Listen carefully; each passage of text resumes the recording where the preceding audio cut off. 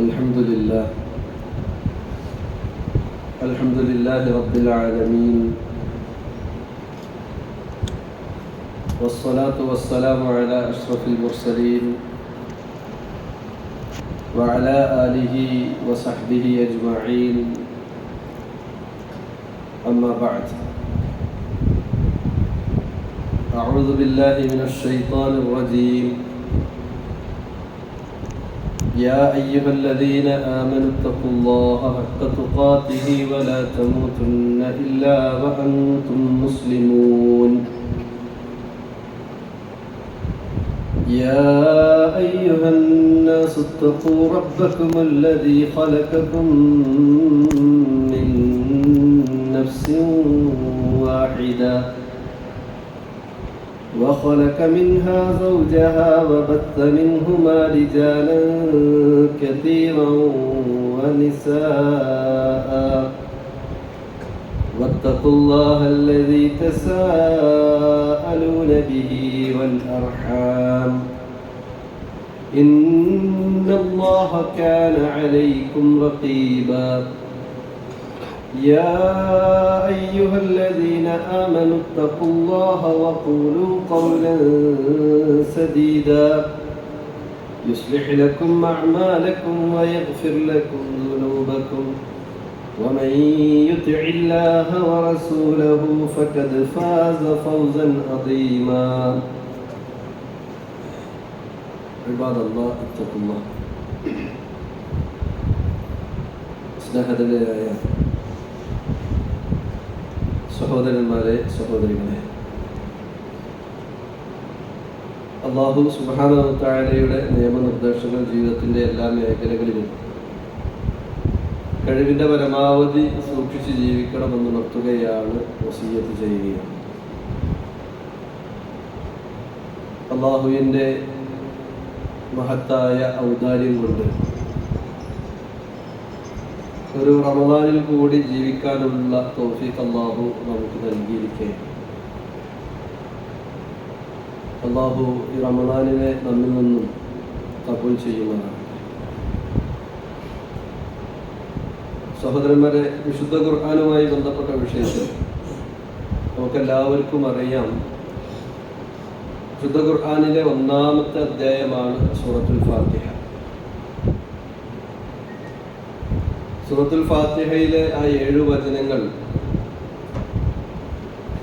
ഒരു ദിവസം ഓരോ വിശ്വാസിയും 17 വട്ടം ആവർത്തിച്ചുരുവിടുന്ന വചനങ്ങളാണ്.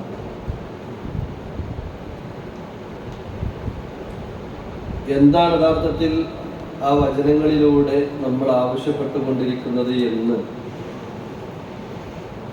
നമ്മൾ പലപ്പോഴും തിരിച്ചറിയാറുണ്ടോ എന്നത് നാം ഓരോരുത്തരും വിലയിരുത്തേണ്ടതുണ്ട്. കാരണം അല്ലാഹു സുബ്ഹാനഹു വ തആലയോട് നമ്മളൊരു കാര്യം ആവശ്യപ്പെട്ടിട്ട് അതിനുള്ള അവസരം അല്ലാഹു സുബ്ഹാനഹു വ തആല നമുക്ക് ഒരുക്കി തരുമ്പോൾ അത് തിരിച്ചറിയാതെ അതിനെ ഉപേക്ഷിക്കുന്ന സാഹചര്യം ഉണ്ടായിക്കഴിഞ്ഞാൽ അത് വലിയ നന്ദികേടാണ് എന്നുള്ള കാര്യമാണ് ആദ്യമേ നമ്മൾ തിരിച്ചറിയേണ്ടത്. നമ്മൾ ഒരാളോടൊരു കാര്യം ആവശ്യപ്പെടുന്നു, അയാൾ നമുക്കത് നൽകുന്നു. ആ നൽകുന്ന സമയത്ത് നമ്മളത് വേണ്ട എന്ന് പറഞ്ഞു പോകുമ്പോൾ എന്തായിരിക്കും നമ്മുടെയൊക്കെ അവസ്ഥ, അതല്ലെങ്കിൽ അയാളുടെ അവസ്ഥ എന്തായിരിക്കുമെന്ന് നമ്മൾ ഓരോരുത്തരും ആലോചിച്ച് നോക്കും. പണ്ഡിതന്മാർ പറയാറുണ്ട്, വിശുദ്ധ ഖുർആനിലെ സൂറത്തുൽ ഫാത്തിഹയിൽ ലോകത്തുള്ള മുഴുവൻ മനുഷ്യന്മാരെയും അവരെങ്ങനെയുള്ളവരാണ് എന്ന് യഥാർത്ഥത്തിൽ വ്യവച്ഛേദിച്ച്, അതല്ലെങ്കിൽ ഓരോരുത്തരും അത് ആരാണ് എന്നുള്ളത് കൃത്യമായി പഠിപ്പിച്ചു തന്നിട്ടുണ്ട് എന്നതാണ്. അങ്ങനെ നോക്കുകയാണെങ്കിൽ പ്രധാനമായും മനുഷ്യരെ അറിവിൻ്റെ അടിസ്ഥാനത്തിൽ 3 വിഭാഗമായി കൊണ്ട് തരംതിരിക്കാമെന്നതാണ്. അവിടെയാണ് നമ്മൾ മനസ്സിലാക്കേണ്ടത് ഫാത്തിഹയും അതുമായി ബന്ധപ്പെട്ട ചോദ്യവും അതുമായി ബന്ധപ്പെട്ട ഉത്തരങ്ങളുമൊക്കെ. സൂറത്തുൽ ഫാത്തിഹയുടെ മറ്റൊരു പേരാണ് സൂറത്തുൽ സ്വലാ. നിസ്കാരത്തിൽ അത് നിർബന്ധമായും പാരായണം ചെയ്യപ്പെടേണ്ട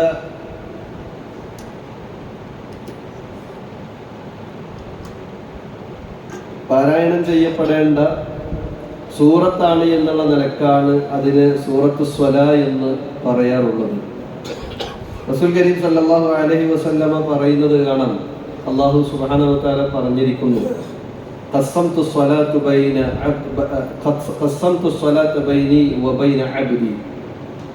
സ്വലാ അഥവാ സൂറത്തുൽ ഫാത്തിഹയെ എന്റെയും എൻ്റെ അടിമയുടെയും ഇടയിൽ രണ്ടായി കൊണ്ട് പകുത്തിരിക്കുന്നു. ഇദാ ഖാല അൽ അബ്ദു അൽഹംദുലില്ലാഹി റബ്ബിൽ ആലമീൻ ഹമ്മദനി അബ്ദി. ഒരു മനുഷ്യൻ അൽഹംദുലില്ലാഹി റബ്ബിൽ ആലമീൻ എന്ന് പറയുമ്പോൾ അല്ലാഹു പറയും, ഹമ്മദനി അബ്ദി, എൻ്റെ അടിമ എന്നെ സ്തുതിച്ചിരിക്കുന്നു. വഇദാ ഖാല അൽ അബ്ദു, അടിമ പറഞ്ഞു കഴിഞ്ഞാൽ അർറഹ്മാനിർ റഹീം, അർറഹ്മാനിർ റഹീം എന്ന അടിമ പറയുമ്പോൾ അല്ലാഹു സുബ്ഹാനഹു വ തആല പറയും, അത്നാ അലയ്യ അബ്ദി, എൻ്റെ അടിമ എന്നെ പുകഴ്ത്തിയിരിക്കുന്നു. മാലിക് യൗമിദ്ദീൻ എന്ന് അടിമ പറയുമ്പോൾ അല്ലാഹു സുബ്ഹാനഹു വ തആല പറയും, മജ്ജദനി അബ്ദി, എൻ്റെ അടിമ എന്നെ പ്രകീർത്തിച്ചിരിക്കുന്നു. ഇയ്യാക നഅ്ബുദു വ ഇയ്യാക നസ്തഈൻ എന്ന് അടിമ പറയുമ്പോൾ അല്ലാഹു പറയുമെന്നാണ്, ഞാനും എൻ്റെ അടിമയും തമ്മിലുള്ള, അതല്ലെങ്കിൽ എൻ്റെയും എൻ്റെ അടിമക്കും ഇടയിലുള്ള കരാറാണ് അവൻ പ്രഖ്യാപിച്ചത്.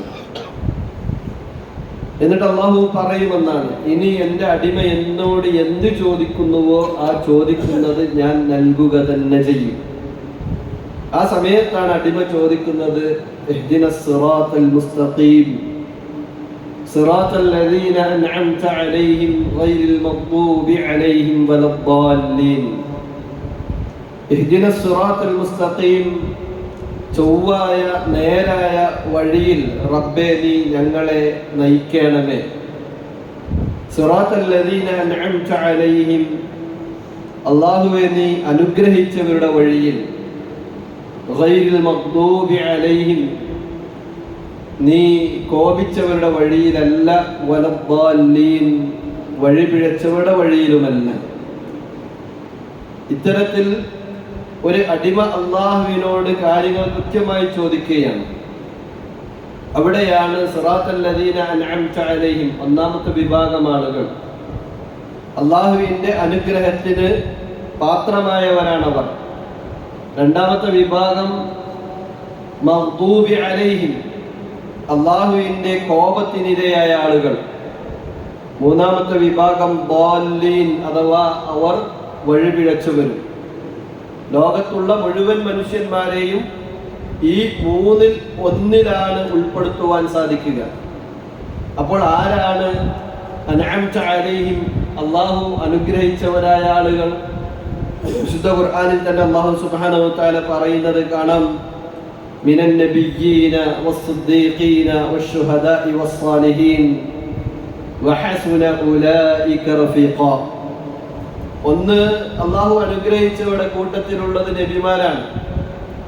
രണ്ടാമത്തത് സിദ്ദീഖീങ്ങളാണ്. മൂന്നാമത്തത് ശുഹദാക്കളാണ്. നാലാമത്തത് സ്വാലിഹീങ്ങളാണ്.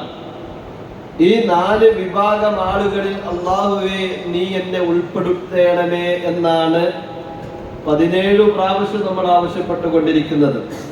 നമുക്കറിയാം, മുഹമ്മദ് മുസ്തഫ സല്ലല്ലാഹു അലൈഹി വസല്ലമയുടെ നിയോഗത്തോടുകൂടി, ആഗമനത്തോടുകൂടി പ്രവാചക ശൃംഖല അവസാനിച്ചിരിക്കുന്നു. ഇനി നബിമാർ വരാനില്ല. എന്നിരിക്കെ നബിമാരുടെ കൂട്ടത്തിൽ ഉൾപ്പെടുത്തണേ എന്ന് പറയുമ്പോൾ എങ്ങനെയാണത് സാധ്യമാകുക? മാത്രവുമല്ല, ഒരു മനുഷ്യന് തൻ്റെ പ്രവർത്തനങ്ങളുടെ ഭാഗമായി കൊണ്ട് എത്തിപ്പിടിക്കുവാൻ പറ്റുന്ന കാര്യമല്ല നുബുവത്ത് അഥവാ പ്രവാചകത്വം എന്നത്. അതേസമയം ഓരോരുത്തർക്കും അവരവരുടെ അമലുകൾ കൊണ്ട് അള്ളാഹുവിൻ്റെ അടുക്കൽ നിന്നുള്ള വിലായത്ത് അഥവാ അല്ലാഹു സുബ്ഹാനഹു വ തആല അനുഗ്രഹിച്ചവരായ ആളുകളുടെ കൂട്ടത്തിൽ എത്തിപ്പെടുക എന്നത്, വലിയാകുക എന്നത് സാധ്യമാകുന്ന കാര്യമാണ്. എന്നാൽ നബിയാകുക എന്നത് സാധ്യമല്ല. നുബുവത്ത് എന്നുള്ളത് അല്ലാഹു സുബ്ഹാനഹു വ തആല തെരഞ്ഞെടുക്കുന്ന വ്യക്തികൾക്ക് അല്ലാഹു നൽകുന്ന പ്രത്യേക പദവിയാണ്. ആ പദവിയുള്ളവരുടെ കൂട്ടത്തിൽ നീ ഞങ്ങളെ ഉൾപ്പെടുത്തണേ എന്ന് 17 പ്രാവശ്യം ഞാനും നിങ്ങളും ഓരോ ദിവസം ആവശ്യപ്പെടുമ്പോൾ ആ പ്രവാചകന്മാരുടെ പ്രത്യേകത എന്താണ്? മുഹമ്മദ് മുസ്തഫ സല്ലല്ലാഹു അലൈഹി വസല്ലമയുടെ നിയോഗത്തെക്കുറിച്ച് പറയുന്നിടത്ത് വിശുദ്ധ ഖുർആനിൽ അല്ലാഹു സുബ്ഹാനഹു വ തആല പറയുന്നത് കാണാം, ഹുവല്ലദീ അർസല റസൂലഹു ബിൽ ഹുദാ വദീനിൽ ഹഖ് ലിയുദ്ഹിറഹു അലദ്ദീനി കുല്ലിഹി വലൗ കരിഹൽ മുശ്രികൂൻ. ഹുവല്ലദീ അർസല റസൂലഹു ബിൽ ഹുദാ. ഹുവ അവൻ, അല്ലാഹു അല്ലദീ അവൻ ഒരുവനാണ്. അവന്റെ പ്രത്യേകത എന്താണ്? അർസല റസൂലഹു ബിൽ ഹുദാ, അവന്റെ റസൂലിനെ, അവന്റെ ദൂതനെ ഹുദയും കൊണ്ടാണ് അല്ലാഹു സുബ്ഹാനഹു വ തആല നിയോഗിച്ചിട്ടുള്ളത്. വദീനുൽ ഹഖ്, ദീനുൽ ഹഖുമായി കൊണ്ടാണ് നിയോഗിച്ചിട്ടുള്ളത് എന്നാണ്. ഹുദ എന്നതിനും ദീനുൽ ഹഖ് എന്നതിനും മുഫസ്സിലുകൾ അവർ വിശദീകരണം നൽകിയത് കാണാൻ സാധിക്കും. അൽ ഹുദ യഅനി അൽ ഇൽമുൻ നാഫിഅ്, ഉപകാരപ്രദമായ അറിവാണ്. വദീനുൽ ഹഖ് യഅനി, ദീനുൽ ഹഖ് എന്നതുകൊണ്ട് ഉദ്ദേശിക്കുന്നത് അൽ അമലുസ് സാലിഹ്, സാലിഹായ പ്രവർത്തനങ്ങളാണ്. അപ്പോൾ പ്രവാചകന്മാർ കടന്നു വന്നത്, പ്രവാചകന്മാരിലെ ഏറ്റവും ശ്രേഷ്ഠൻ മുഹമ്മദ് മുസ്തഫ സല്ലല്ലാഹു അലൈഹി വസല്ലമയടക്കം നിയുക്തനായത് ഇൽമുൻ നാഫിഉം അമലുസ് സാലിഹും കൊണ്ടാണ് എന്ന തിരിച്ചറിവാണ് നമുക്കുണ്ടാകേണ്ടത്. നമുക്കറിയാമല്ലോ, മുഹമ്മദ് മുസ്തഫ സല്ലല്ലാഹു അലൈഹി വസല്ലമക്ക് ആദ്യമായി കൊണ്ട് അവതരിക്കുന്ന സൂറത്തുൽ അലഖിലെ ആയത്തുകൾ ഇഖ്റഅ ബിസ്മി റബ്ബിക്കൽ ലദീ ഖലഖ് ഖലഖൽ ഇൻസാന മിൻ അലഖ് ഇഖ്റഅ വറബ്ബുക്കൽ അക്രം അല്ലദീ അല്ലമ ബിൽ ഖലം അല്ലമൽ ഇൻസാന മാ ലം യഅലം. എന്താണ് പറഞ്ഞത്? ആദ്യമായി കൊണ്ട് പ്രവാചകൻ അവതരിപ്പിക്കുന്ന വചനങ്ങൾ ഇതാണ്. ഇഖ്റഅ, നബിയെ അങ്ങ് വായിക്കുക. ഇഖ്റഅ ബിസ്മി റബ്ബിക്കൽ ലദീ ഖലഖ്, അങ്ങയെ സൃഷ്ടിച്ചവനായ റബ്ബിന്റെ നാമത്തിൽ അങ്ങ് വായിക്കുക. ഇഖ്റഅ ബിസ്മി റബ്ബിക്കൽ ലദീ ഖലഖ് ഖലഖൽ ഇൻസാന മിൻ അലഖ്, അവൻ മനുഷ്യനെ ഒട്ടിപ്പിടിച്ചിരിക്കുന്ന അട്ടയെ പോലെയുള്ള ഒന്നിൽ നിന്നാണ് അല്ലാഹു അവനെ സൃഷ്ടിച്ചത്. എന്നിട്ട് വീണ്ടും അല്ലാഹു പറഞ്ഞെന്താ? ഇഖ്റഅ വറബ്ബുക്കൽ അക്രം, ഇഖ്റഅ നീ വായിക്കുക. ഇഖ്റഅ വറബ്ബുക, എന്നിട്ട് റബ്ബിന്റെ നാമത്തിലാണ് വീണ്ടും വായിക്കാൻ പറയുന്നത്. അക്രം, അവൻ ആരാണ്? അവൻ ഏറ്റവും കൂടുതൽ ഔദാര്യം ചെയ്യുന്നവനാണെന്നാണ്. അത് കഴിഞ്ഞിട്ട് പിന്നെന്താ പറഞ്ഞത്? അല്ലദീ അല്ലമ ബിൽ ഖലം അല്ലമൽ ഇൻസാന മാ ലം യഅലം, പേന കൊണ്ട് എഴുതുവാൻ പഠിപ്പിച്ചവനാണ് അവൻ. മാത്രവുമല്ല, മനുഷ്യനെ അറിവില്ലാത്ത കാര്യങ്ങൾ പഠിപ്പിച്ചവനാകുന്നു അവനെന്ന് പറയുമ്പോൾ അറിവിൻ്റെയും വായനയുടെയും എഴുത്തിൻ്റെയും ഒക്കെ മഹത്വം ഈ ആയത്തുകളിൽ ഉണ്ട് എന്നത് നമുക്കെല്ലാവർക്കും അറിയുന്ന കാര്യമാണ്. ഞാൻ കൂടുതൽ വിശദീകരിക്കുന്നില്ല. ഇവിടെയാണ് പ്രവാചകന്മാരുടെ കൂട്ടത്തിൽ ഉൾപ്പെടുത്തണേ എന്ന് പറയുമ്പോൾ ആ പ്രവാചകന്മാർ നിയുക്തരായ അറിവും അമലു സ്വാലിഹും എത്ര കണ്ട് നമ്മുടെ ജീവിതത്തിലുണ്ട് എന്ന് നാം വിലയിരുത്തേണ്ടത്. അറിവ് നേടാനുള്ള അവസരങ്ങൾ നമ്മൾ എത്ര കണ്ട് ഉപയോഗിക്കാറുണ്ട്, അത് എത്ര കണ്ട് നമ്മുടെ ജീവിതത്തിലേക്ക് നമ്മൾ പ്രാവർത്തികമാക്കാറുണ്ട്. നമ്മൾ അള്ളാഹുവിനോട് ചോദിക്കുകയാണ്, പടച്ചോനെ എന്നെ നീ പ്രവാചകന്മാരുടെ കൂട്ടത്തിൽ ഉൾപ്പെടുത്തണേ. രണ്ടാമത്തെ സിദ്ദീഖീങ്ങളാണ്. സിദ്ദീഖീങ്ങൾ എന്ന് പറഞ്ഞാൽ ആരാണ്? ആ പ്രവാചകന്മാർ എന്തു പഠിപ്പിച്ചുവോ ആ പഠിപ്പിച്ചതിനെ യാതൊരു നിലക്കുമുള്ള വ്യാഖ്യാനങ്ങളും ദുർവ്യാഖ്യാനങ്ങളും ചെയ്യാതെ അത് അതുപോലെ അംഗീകരിക്കുന്ന ആളുകളാണ്.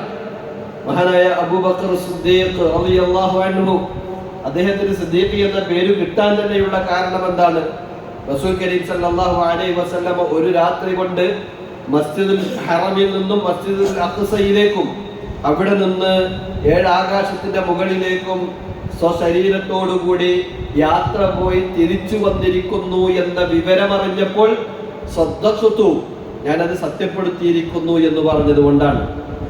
എന്നും രാവിലെയും വൈകുന്നേരവും ജിബ്രീൽ അലൈഹിസ്സലാം 7 ആകാശത്തിന്റെ മുകളിൽ നിന്നും വഹിയുമായി കൊണ്ട് കയറി ഇറങ്ങി വരുന്നുണ്ട് എങ്കിൽ പ്രവാചകൻ ഒരു രാത്രി കൊണ്ട് പോയി വരിക എന്നത് എന്നെ സംബന്ധിച്ചിടത്തോളം ഒരു അത്ഭുതമായി തോന്നുന്നില്ല, അസംഭവ്യമായി തോന്നുന്നില്ല. സദ്ദഖ്തു, ഞാനത് വിശ്വസിച്ചിരിക്കുന്നു എന്ന് പറഞ്ഞു. അതാണ് പ്രവാചകനെ തൊട്ടൊരു കാര്യം സ്ഥിരപ്പെട്ടു വന്നാൽ, പ്രവാചകനിൽ നിന്നും ഒരു കാര്യം സ്ഥിരപ്പെട്ടു വന്നാൽ അതിനെ അതുപോലെ അംഗീകരിക്കുവാനുള്ള കഴിവും അതുപോലെ തന്നെ ശേഷിയും അത് നടപ്പിലാക്കുവാനുള്ള ചിന്തയും ഉണ്ടാകുമ്പോഴാണ് ഒരാളെ സംബന്ധിച്ചിടത്തോളം അയാൾ സിദ്ദീഖായിത്തീരുന്നത്. അപ്പൊ സിദ്ദീഖ് ആകണമെങ്കിൽ അയാൾക്കുണ്ടാകേണ്ട യോഗ്യത നബി സല്ലല്ലാഹു അലൈഹി വസല്ലമ പഠിപ്പിച്ച കാര്യങ്ങളെ അറിയുക എന്നതാണ് ഒന്നാമത്തെ യോഗ്യത. കാരണം അറിഞ്ഞാലാണല്ലോ സത്യപ്പെടുത്താൻ പറ്റുള്ളൂ. മാത്രവുമല്ല നമ്മൾ മനസ്സിലാക്കേണ്ടത്, നമ്മൾ ഓരോരുത്തരും മനസ്സിലാക്കേണ്ട കാര്യം, നമ്മുടെ ഷഹാദത്തിന്റെ ഒന്നാം ഭാഗമായ ലാ ഇലാഹ ഇല്ലല്ലാഹ്, അല്ലാഹു അല്ലാതെ ആരാധനക്കർഹൻ മറ്റാരുമില്ല എന്ന് ഞാൻ സാക്ഷ്യം വഹിക്കുന്നു എന്ന് പറയുമ്പോൾ അഷ്ഹദു എന്നാണ് പ്രയോഗിച്ചത്. എന്താണ് അഷ്ഹദു എന്നതിന്റെ അർത്ഥം? സാക്ഷ്യം വഹിക്കുക എന്ന് പറയുമ്പോൾ മലയാളത്തിൽ സാക്ഷ്യം എന്ന് പറയുന്ന പദവുമായി ബന്ധപ്പെട്ട് നമ്മളൊന്ന് ആലോചിച്ചാൽ മതി. അക്ഷി എന്ന് സാധാരണ പറയാറുള്ളത് കണ്ണിനാണ്. മലയാളത്തിൽ അക്ഷി എന്ന് പറയാറുള്ളത് കണ്ണിനാണ്. സാക്ഷ്യം എന്ന് പറയുന്നത് കണ്ണുകൊണ്ട് കണ്ട് മനസ്സിലാക്കിയ ഒരു കാര്യത്തെ പറയുന്നതിനാണ് സാക്ഷി എന്ന് പറയുക. അതുകൊണ്ടാണ് സാക്ഷി നിൽക്കുക എന്ന് പറഞ്ഞു കഴിഞ്ഞാൽ ഒരു കാര്യം നടക്കുന്ന സമയത്ത് ആ നടക്കുന്നിടത്ത് അയാൾ ഉണ്ടാവുകയും ആ കാര്യം മനസ്സിലാക്കുകയും ചെയ്യുമ്പോൾ അയാൾ ഞാനിതിന് ഓക്കെയാണ്, ഞാൻ സാക്ഷിയാണെന്ന് പറയാം. അവിടെയാണ് നമ്മൾ പറയുന്നത് അള്ളാഹു അല്ലാതെ ആരാധനക്കർഹൻ മറ്റാരുമില്ലെന്ന് ഞാൻ സാക്ഷ്യം വഹിക്കുന്നു. നമ്മൾ അള്ളാഹനെ എത്ര കണ്ട് മനസ്സിലാക്കിയിട്ടുണ്ട്? എങ്ങനെയാണിത് പറയുക? കാരണം അള്ളാഹിനെ കുറിച്ച് അറിയാത്ത ആളുകൾക്ക് എങ്ങനെയാണിത് പറയാൻ കഴിയാന്നുള്ളതാണ്. അത് അള്ളാഹുവിനെ കുറിച്ച് പഠിക്കുമ്പോൾ മനസ്സിലാക്കുമ്പോൾ ആ മനസ്സിലാക്കുന്നത് കൂടുതൽ ജീവിതത്തിൽ സ്വാധീനം ഉണ്ടാക്കുമെന്നത് യാതൊരു സംശയവും ഉണ്ടാകേണ്ട ആവശ്യമില്ല. അവിടെയാണ് നമ്മുടെ വിഷയം പ്രസക്തമാകുന്നത്. ഇന്നമാ യഖ്ശല്ലാഹ മിൻ ഇബാദിഹിൽ ഉലമാ, അറിയുക. യഖ്ശല്ലാഹ, ഇന്നമാ യഖ്ശല്ലാഹ, തീർച്ചയായും അല്ലാഹുവിനെ ഭയപ്പെടുന്നവർ ഇവർ മാത്രമാണ്. ആരാണവർ? അൽ ഉലമാഉ, അല്ലാഹുവിനെ കുറിച്ച് കൃത്യമായി പഠിച്ചവർ, അറിഞ്ഞവർ. അതുകൊണ്ടാണ് സാക്ഷ്യവാചകത്തിന്റെ ഒന്നാമത്തെ നിബന്ധനയായിക്കൊണ്ട് പണ്ഡിതന്മാർ എണ്ണിയത് അൽ ഇൽമു മുനാഫിൽ ലിൽ ജഹൽ. അൽ ഇൽമു, ലാ ഇലാഹ ഇല്ലല്ലാഹയെ കുറിച്ചുള്ള കൃത്യമായ അറിവുണ്ടായിരിക്കണം. ആ രംഗത്തുണ്ടാകുന്ന എല്ലാവിധ വിവരക്കേടുകളും ഒഴിവാക്കുകയും അതിനെതിരിൽ കൃത്യമായ അറിവോടുകൂടി ലാ ഇലാഹ ഇല്ലല്ലാഹയെ മനസ്സിലാക്കുക എന്നത് ലാ ഇലാഹ ഇല്ലല്ലാഹയുടെ നിബന്ധനകളുടെ കൂട്ടത്തിലെ ഒന്നാമത്തെ നിബന്ധനയാണ്. പണ്ഡിതന്മാർ എത്രത്തോളം പറഞ്ഞെന്ന് വെച്ച് കഴിഞ്ഞാൽ എല്ലാ പൂട്ടുകൾക്കും ഓരോ ചാവിയുണ്ട്. സ്വർഗത്തിന്റെ ചാവി എന്ന് പറയുന്നത് ലാ ഇലാഹ ഇല്ലല്ലാഹയാണ്. ഓരോ ചാവിക്കും അതാത് ചാവിക്കനുസരിച്ച പല്ലുകളും അതുമായി ബന്ധപ്പെട്ടുള്ള കാര്യങ്ങളും ഉണ്ടാവും. ആ പല്ല് ആ ചാവി എവിടെയാണ് അവിടെ ഉണ്ട്, അവിടെ തിരിച്ചാലേ ആ പല്ലോട്ട് തിരിച്ചാലേ തിരിയുള്ളൂ. പല്ല് തേഞ്ഞ ചാവിയോട്ട് തിരിച്ചാൽ എന്താവില്ല, തിരിയില്ല. അതിൻ്റെതല്ലാത്ത മറ്റു പല്ലുകൾ വെച്ചിട്ടുള്ള ചാവിയാണെങ്കിൽ അതോട് തിരിച്ചാലും ആ പൂട്ട് തുറയില്ല. എന്നിട്ട് പറയണത് ലാ ഇലാഹ ഇല്ലല്ലാഹയുടെ 7 ഷർത്തുകൾ, നിബന്ധനകൾ എന്ന് പറയുന്നത് അത് ഈ പറഞ്ഞ ചാവിയുടെ പല്ലുകളാണ്. ഇതിലേതെങ്കിലും ഒരു പല്ലിന് കയറുന്നാൽ ആ സ്വർഗത്തിന്റെ വാതിൽ തുറക്കാൻ കഴിയില്ല എന്നാണ്. വലിയ ഗൗരവമുള്ള വിഷയമാണ്. നമ്മൾ വേറെ തന്നെ പഠിക്കേണ്ട വിഷയമാണ്. ശുറൂത്തു ലാ ഇലാഹ ഇല്ലല്ലാഹ്. അവിടെ ഒന്നാമത്തെ ഷർത്ത് ഇൽമാണ്, അറിവ് നേടുക എന്നുള്ളതാണ്. ലാ ഇലാഹ ഇല്ലല്ലാഹയെ കുറിച്ചുള്ള അറിവാണ്. എന്താണ് ഇതിന്റെ ഗൗരവം നമ്മൾ മനസ്സിലാക്കേണ്ടത്? ഇതേപോലെ തന്നെ അടുത്തത് സിദ്ദീഖുകളെ പറഞ്ഞപ്പോഴും ഇതാണ് പറഞ്ഞത്. സിദ്ദീഖ് തന്നെ സത്യപ്പെടുത്തുന്നവെന്നാണ്. അഷ്ഹദു അന്ന മുഹമ്മദൻ റസൂലുള്ളാഹ് എന്ന സാക്ഷ്യവാചകത്തിന്റെ 2ാം ഭാഗം എടുത്തു നോക്കിക്കഴിഞ്ഞാൽ അവിടെയും കാണാൻ സാധിക്കും. അതിന്റെ റുക്നുകളെ കുറിച്ച് ചർച്ച ചെയ്തപ്പോ 4 റുക്നുകൾ പണ്ഡിതന്മാർ പറഞ്ഞു. ഒന്നാമത്തത് തസ്ദീഖുഹു ഫീമാ അഖ്ബറ, നബി സല്ലല്ലാഹു അലൈഹി വസല്ലമ പഠിപ്പിച്ചു തന്ന, അറിയിച്ചു തന്ന കാര്യങ്ങളെ സത്യപ്പെടുത്തുക എന്നതാണ്. അപ്പോ നബി എന്താണ് പഠിപ്പിച്ചു തന്നതെന്ന് അറിയാന്നുള്ളത് നിർബന്ധം. അത് സത്യപ്പെടുത്തുമ്പോഴേ അഷ്ഹദു അന്ന മുഹമ്മദൻ റസൂലുള്ളാഹിയുടെ ഒന്നാമത്തെ തൂണ് മുഴുവനാകുന്നു. രണ്ടാമത്തെ ത്വാഅതുഹു ഫീമാ അമറ, ആ പ്രവാചകൻ കൽപ്പിച്ച കാര്യങ്ങൾ അനുസരിക്കുക. അപ്പൊ പ്രവാചകൻ എന്തെല്ലാം കൽപ്പിച്ചിട്ടുണ്ട് എന്ന് അറിയൽ നിർബന്ധമാണ്. അതുപോലെ തന്നെ മൂന്നാമതായി പറഞ്ഞത് വജ്തിനാബു മാ നഹാ അൻഹു വസജറ, ആ പ്രവാചകൻ സല്ലല്ലാഹു അലൈഹി വസല്ലമ എന്തെല്ലാം വിലക്കിയിട്ടുണ്ടോ ആ വിലക്കിയിൽ നിന്നൊക്കെ വിട്ടുനിൽക്കുക എന്നുള്ളതാണ്. അപ്പോ നബി എന്തൊക്കെ വിലക്കിയിട്ടുണ്ടെന്ന് പറയുന്ന നിർബന്ധമാണ്. 4ാമത്തെ നിബന്ധനയായി പറഞ്ഞത് അല്ലാ യുഅബദുല്ലാഹു ഇല്ലാ ബിമാ ശറഅ, ആ പ്രവാചകൻ മതമായിക്കൊണ്ട് എന്താണോ പഠിപ്പിച്ചു തന്നത് ആ പഠിപ്പിച്ചു തന്നത് കൊണ്ട് മാത്രം അല്ലാഹനെ ആരാധിക്കുക എന്നാണ്. നമ്മുടെ വക പുതിയതൊന്നും ഉണ്ടാക്കാൻ പറ്റില്ല ആരാധന എന്നുള്ള നിലയ്ക്ക്. അപ്പോ അത് നമ്മൾ ചെയ്തുകൊണ്ടിരിക്കുന്ന ആരാധനകൾ അത് അള്ളാന്റെ റസൂല് പഠിപ്പിച്ചു തന്നതാണെന്ന ഉറപ്പില്ലാതെ നമ്മൾ ചെയ്യുമ്പോൾ അവിടെയാണ് ആരാധനകൾ സ്വീകരിക്കപ്പെടാൻ ഒരു വിശ്വാസിക്കുണ്ടാകേണ്ട 2 നിബന്ധനകളിലെ രണ്ടാമത്തെ നിബന്ധനയായ ഇത്തിബാഉർ റസൂൽ നഷ്ടപ്പെടുന്നത്. എന്ന് പറഞ്ഞാൽ അറിവില്ലാതെ പോയി കഴിഞ്ഞാൽ മൊത്തം എല്ലാം നശിച്ചു പോകുന്നുള്ളതാണ് മനസ്സിലാക്കേണ്ടത്. നമ്മുടെ അമലുകൾ പോലും സ്വീകരിക്കപ്പെടുന്ന സാഹചര്യം ഉണ്ടാവില്ല. അതുകൊണ്ടാണ് നമ്മെ നയിക്കേണ്ട വെളിച്ചമാണ് അറിവ് എന്ന് പറയുന്നത്. അതൊരു സാങ്കേതിക അതല്ലെങ്കിൽ ഒരു സാഹിത്യ പ്രയോഗമല്ല. ഒരു വിശ്വാസി എന്നുള്ള നിലക്ക് വിശ്വാസത്തോടു കൂടി നമുക്ക് മുന്നോട്ട് പോകണമെങ്കിൽ അറിവ് അനിവാര്യമാണ്. അതുകൊണ്ടാണ് പണ്ഡിതന്മാർ പറയാറുള്ളത്, അറിവിനോളം പുണ്യമുള്ള ഒന്നുമില്ല ലോകത്ത്. കാരണം എല്ലാ പുണ്യങ്ങളും അത് നേടിയെടുക്കുവാൻ അറിവ് അനിവാര്യമാണെന്ന്. അറിവിനോളം പുണ്യമുള്ള ഒന്നും ലോകത്തില്ല എന്നാണ്. അതുകൊണ്ടാണ് പറഞ്ഞത്. എന്തേ കാരണം പറഞ്ഞത്? ഏതൊരു പുണ്യവും പുണ്യമാണെന്ന് അറിയണമെങ്കിലും അറിവ് ആവശ്യമുണ്ടെന്നുള്ളതാണ്. അതുകൊണ്ട് തന്നെ പഠിക്കുക, മതം പഠിക്കുക, മതത്തിന്റെ അടിസ്ഥാന പാഠങ്ങൾ പഠിക്കുക, മതവുമായി ബന്ധപ്പെട്ട് തന്റെ ജീവിതത്തിൽ ഏതെല്ലാം മേഖലകളുണ്ടോ അതുമായി ബന്ധപ്പെട്ട കാര്യങ്ങളൊക്കെ പഠിക്കുക എന്നത് ഒരു വിശ്വാസിയെ സംബന്ധിച്ചിടത്തോളം നിർബന്ധമായി വരും. മൂന്നാമത് അള്ളാഹു അനുഗ്രഹിച്ചവരുടെ കൂട്ടം എന്ന് പറഞ്ഞാരെ കുറിച്ചാണ്? ശുഹദാക്കളെ കുറിച്ചാണ്. ശുഹദ എന്ന് പറയുമ്പോൾ ശുഹദാക്കളുടെ കൂട്ടത്തിൽ ഒന്നാമത്തെ വിഭാഗം എന്ന് പറയുന്നത് പണ്ഡിതന്മാരാണ്. എന്തതിനുള്ള കാരണം? അള്ളാഹു ഷഹീദാണ്, അള്ളാഹു തന്നെയാണ്, അള്ളാഹു ഇലാഹാണ് എന്ന് അള്ളാഹുവാണ് ആദ്യമായി സാക്ഷ്യം വഹിച്ചിട്ടുള്ളത്. ഷഹീദല്ലാഹു അന്നഹു ലാ ഇലാഹ ഇല്ലാഹു. ഷഹീദല്ലാഹ്, അള്ളാഹു സാക്ഷ്യം വഹിച്ചിരിക്കുന്നു എന്നാണ്. അള്ളയാണ് ആരാധനക്കർഹനെന്ന് ആരാണ് സാക്ഷ്യം വഹിച്ചതെന്ന് വെച്ച് കഴിഞ്ഞാൽ ഒന്നാമതായി സാക്ഷ്യം വഹിച്ചത് അള്ളാഹു തന്നെയാണ്. രണ്ടാമതോ വൽ മലായിക, മലക്കുകളാണ് സാക്ഷികൾ. മൂന്നാമത്തെ സാക്ഷികൾ ആരാണ്? വഉലുൽ ഇൽമി ഖായിമൻ ബിൽ ഖിസ്ത്. വഉലുൽ ഇൽമി ഖായിമൻ ബിൽ ഖിസ്ത്, നീതിയോടുകൂടി നിലനിൽക്കുന്ന പണ്ഡിതന്മാരുമാണ്. അവർക്ക് അള്ളാഹുവാണ് ഇലാഹി എന്നതിന് സാക്ഷി എന്നാണ്. നമ്മളൊക്കെ ലാ ഇലാഹ ഇല്ലല്ലാഹ് അല്ലെങ്കിൽ അഷ്ഹദു അല്ലാ ഇലാഹ ഇല്ലല്ലാഹ് എന്ന് പറഞ്ഞു. നമുക്കുള്ള സാക്ഷിയാരാ? ആര് പഠിപ്പിച്ചതിന്റെ അടിസ്ഥാനത്തിൽ നമ്മളത് പറഞ്ഞത്? നമുക്ക് നമ്മുടെ ഗുരുനാഥന്മാർ പഠിപ്പിച്ചതിന്റെ അടിസ്ഥാനത്തിൽ പറഞ്ഞാണ്. അവർക്കാരെ പഠിപ്പിച്ചു കൊടുത്തത്? അവർക്ക് ഓരോ ഗുരുനാഥന്മാർ, അവരാണ് അവർക്കുള്ള സാക്ഷി. അവർക്കാരാണ് അവർക്കുള്ള സാക്ഷി? അത് അവരുടെ ഗുരുനാഥന്മാരാണ്. അവസാനം അത് മുഹമ്മദ് മുസ്തഫ സല്ലല്ലാഹു അലൈഹി വസല്ലമയിൽ എത്തുന്നു. മുഹമ്മദ് നബിക്കുള്ള സാക്ഷി ആരാ? ജിബ്രീൽ അലൈഹി ഇസ്ലാമാണ്. ജിബ്രീൽ അലൈഹി ഇസ്ലാം എവിടുന്ന് അത് വാങ്ങിക്കൊടുന്നത്? അള്ളാന്റെ അടുത്ത് നിന്നാണ്. നമ്മൾ ആലോചിച്ചു. അതാണ് ഷഹീദല്ലാഹു അന്നഹു ലാ ഇലാഹ ഇല്ലാഹു വൽ മലായിക വഉലുൽ ഇൽമി ഖായിമൻ ബിൽ ഖിസ്ത്. അതാണ് ശുഹദാ എന്ന് പറഞ്ഞത്. അതാണ് ശുഹദാ എന്നതുകൊണ്ട് ഉദ്ദേശിക്കുന്നത്. അവിടെയും അറിവുണ്ടാവുക എന്നത് അനിവാര്യമാണ്. ആ നിലയ്ക്ക് തന്നെയാണ് നമ്മൾ ഓരോരുത്തരും ജീവിതത്തെ മുന്നോട്ട് കൊണ്ടുപോകേണ്ടത്. രണ്ടാമത്തെ കാറ്റഗറിയിൽ വരുന്ന ആളുകളാണ് അള്ളാഹുവിന്റെ മാർഗത്തിൽ യുദ്ധം ചെയ്ത് അള്ളാഹുവിന്റെ മാർഗത്തിൽ രക്തസാക്ഷ്യം വഹിച്ച ആളുകൾ. അള്ളാഹു പറയുന്ന കാര്യം സത്യമാണെന്ന് ബോധ്യപ്പെട്ട് അള്ളാഹുവിന്റെ കലിമത്ത് ഹിയൽ ഉൽയ, അതാകണം അത്യുന്നതമായത് എന്ന ബോധത്തോടു കൂടി മറ്റൊരു ലക്ഷ്യവുമില്ലാതെ അള്ളാഹുവിന്റെ മാർഗത്തിൽ യുദ്ധത്തിനിറങ്ങിയപ്പോൾ അവിടെ വെച്ച് കൊല്ലപ്പെടുക എന്ന് പറയണമെങ്കിൽ സ്വാഭാവികമായിട്ടും അറിവില്ലാത്ത ഒരാളെ സംബന്ധിച്ചിടത്തോളം അതിന് സാധിക്കൂല എന്നുള്ളതാണ്. സാധിക്കൂല. കാരണം നാളെ പിറ്റേന്ന് വരാനിരിക്കുന്ന പരലോകത്ത് ഒരു രക്തസാക്ഷിയെ കൊണ്ടുവരുന്നുണ്ട്.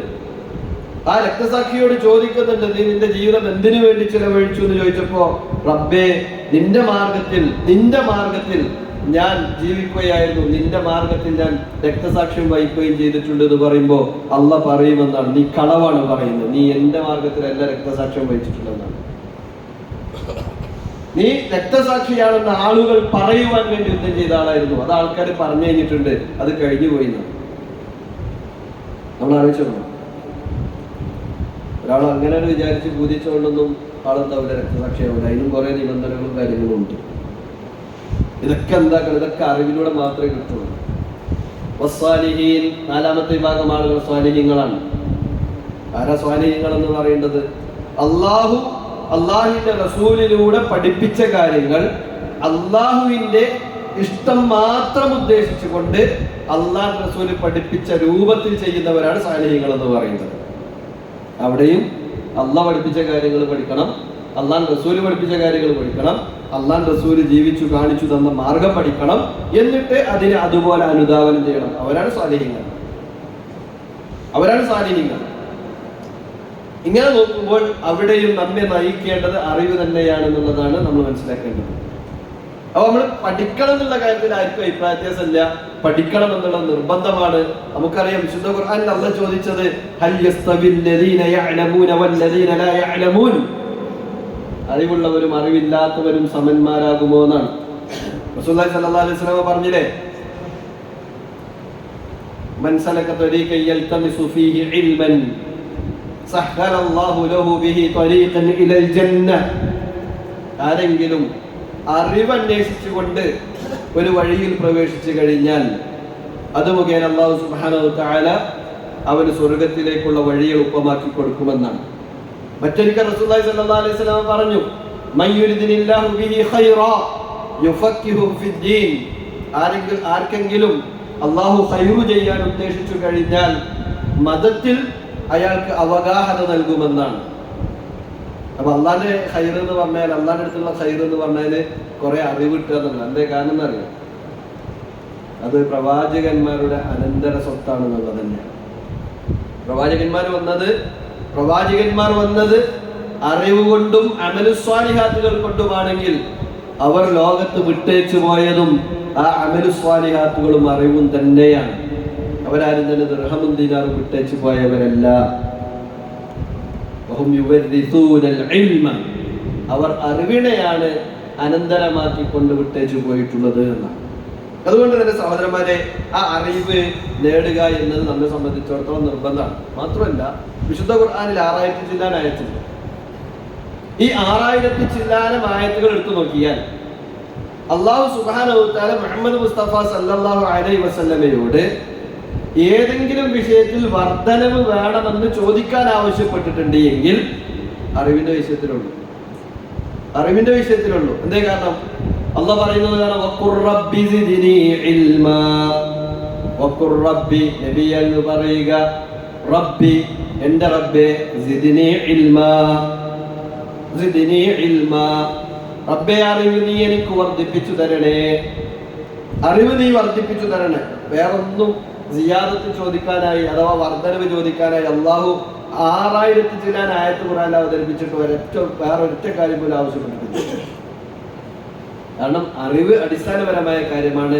അത് വർദ്ധിക്കുമ്പോൾ മാത്രമാണ് അതിനനുസരിച്ച് അമലും ഈമാനൊക്കെ വർദ്ധിക്കുള്ളൂ എന്നുള്ളതാണ്. നമ്മളോട് രാവിലെയും വൈകുന്നേരം പ്രാർത്ഥിക്കാൻ പറഞ്ഞ പ്രാർത്ഥനകളുടെ കൂട്ടത്തിൽ എന്താണ്? റബ്ബി സിദ്നി ഇൽമൻ നാഫിഅ വഅമലൻ സ്വാലിഹാ വറിസ്കൻ വാസിഅ എന്നൊക്കെ കാണാം. അതുപോലെ തന്നെ വഅമലൻ മുതഖബ്ബല എന്നൊക്കെ കാണാം. അവിടെയൊക്കെ പറഞ്ഞത് റബ്ബി സിദ്നി ഇൽമൻ നാഫിഅ, നാഫിഅ ഇൽമിനെ റബ്ബേ നീ എനിക്ക് അധികരിപ്പിച്ചു തരണമേ എന്നാണ്. അപ്പൊ ഇത് വലിയ ഗൗരവമുള്ള വിഷയമാണ്. ഇനി രണ്ടാമത്തെ വിഭാഗം ആളുകൾ ആരാണ്? ഇപ്പൊ ഈ 4 വിഭാഗം നമ്മൾ അള്ളാഹു അനുഗ്രഹിച്ച 4 വിഭാഗം ആളുകളെ കുറിച്ച് പറഞ്ഞപ്പോ ആ 4 വിഭാഗവും ആ 4 വിഭാഗത്തിൽ ഉൾപ്പെടണമെങ്കിലും മനുഷ്യരെ സംബന്ധിച്ചിടത്തോളം അറിവ് എന്നത് അനിവാര്യമാണ്, നമുക്ക് മനസ്സിലായി. ഇനി രണ്ടാമത്തെ വിഭാഗം ആരാണ്? വൈൽ മഗ്ദൂബി അലൈഹി എന്ന് പറഞ്ഞു. പടച്ചോനെ മഗ്ദൂബിന്റെ കൂട്ടത്തിൽ ഞങ്ങൾ ഉൾപ്പെടുത്തല്ലേ എന്നാ പറഞ്ഞത്. ആ മഗ്ദൂബിന്റെ പ്രത്യേകത എന്താണ്? വല്ലദീന യഅലമൂൻ, അവർ അറിവുള്ളവരാണ്. പക്ഷേ ആ അറിവ് അവർ ജീവിതത്തിന്റെ ഭാഗമാക്കൂല. അറിവുണ്ട്, പഠിച്ചിട്ടുണ്ട്, കാര്യങ്ങളൊക്കെ അറിയാം, പക്ഷേ ആ പഠിച്ച കാര്യങ്ങളെ ജീവിതത്തിൽ പ്രാവർത്തികമാക്കാത്തവരാണ് അവർ എന്നാണ്. അള്ളാഹുവിന്റെ കോപത്തിനിരയാകുന്ന ആളുകൾ ആരാണെന്ന് പറഞ്ഞത്? പഠിച്ച കാര്യങ്ങൾ ജീവിതത്തിൽ പകർത്താത്തവരെന്നാണ്. അറിഞ്ഞ കാര്യങ്ങൾ ജീവിതത്തിൽ പ്രാവർത്തികമാക്കാത്ത ആളുകൾ. ഒരു കാര്യം നന്മയാണെന്ന് നമുക്കറിയാം, അത് നിർബന്ധമായി നമ്മൾ ചെയ്യേണ്ട കാര്യമാണെന്നും നമുക്കറിയാം. എന്നിട്ടും നാം അത് ചെയ്യാതെ വിട്ടുനിൽക്കുകയാണ് എങ്കിൽ അവിടെ നാം മനസ്സിലാക്കേണ്ടത് അള്ളാഹുവിന്റെ കോപത്തിനിരയായ ആളുകളുടെ കൂട്ടത്തിലാണ് നമ്മളുള്ളത് എന്നതാണ്.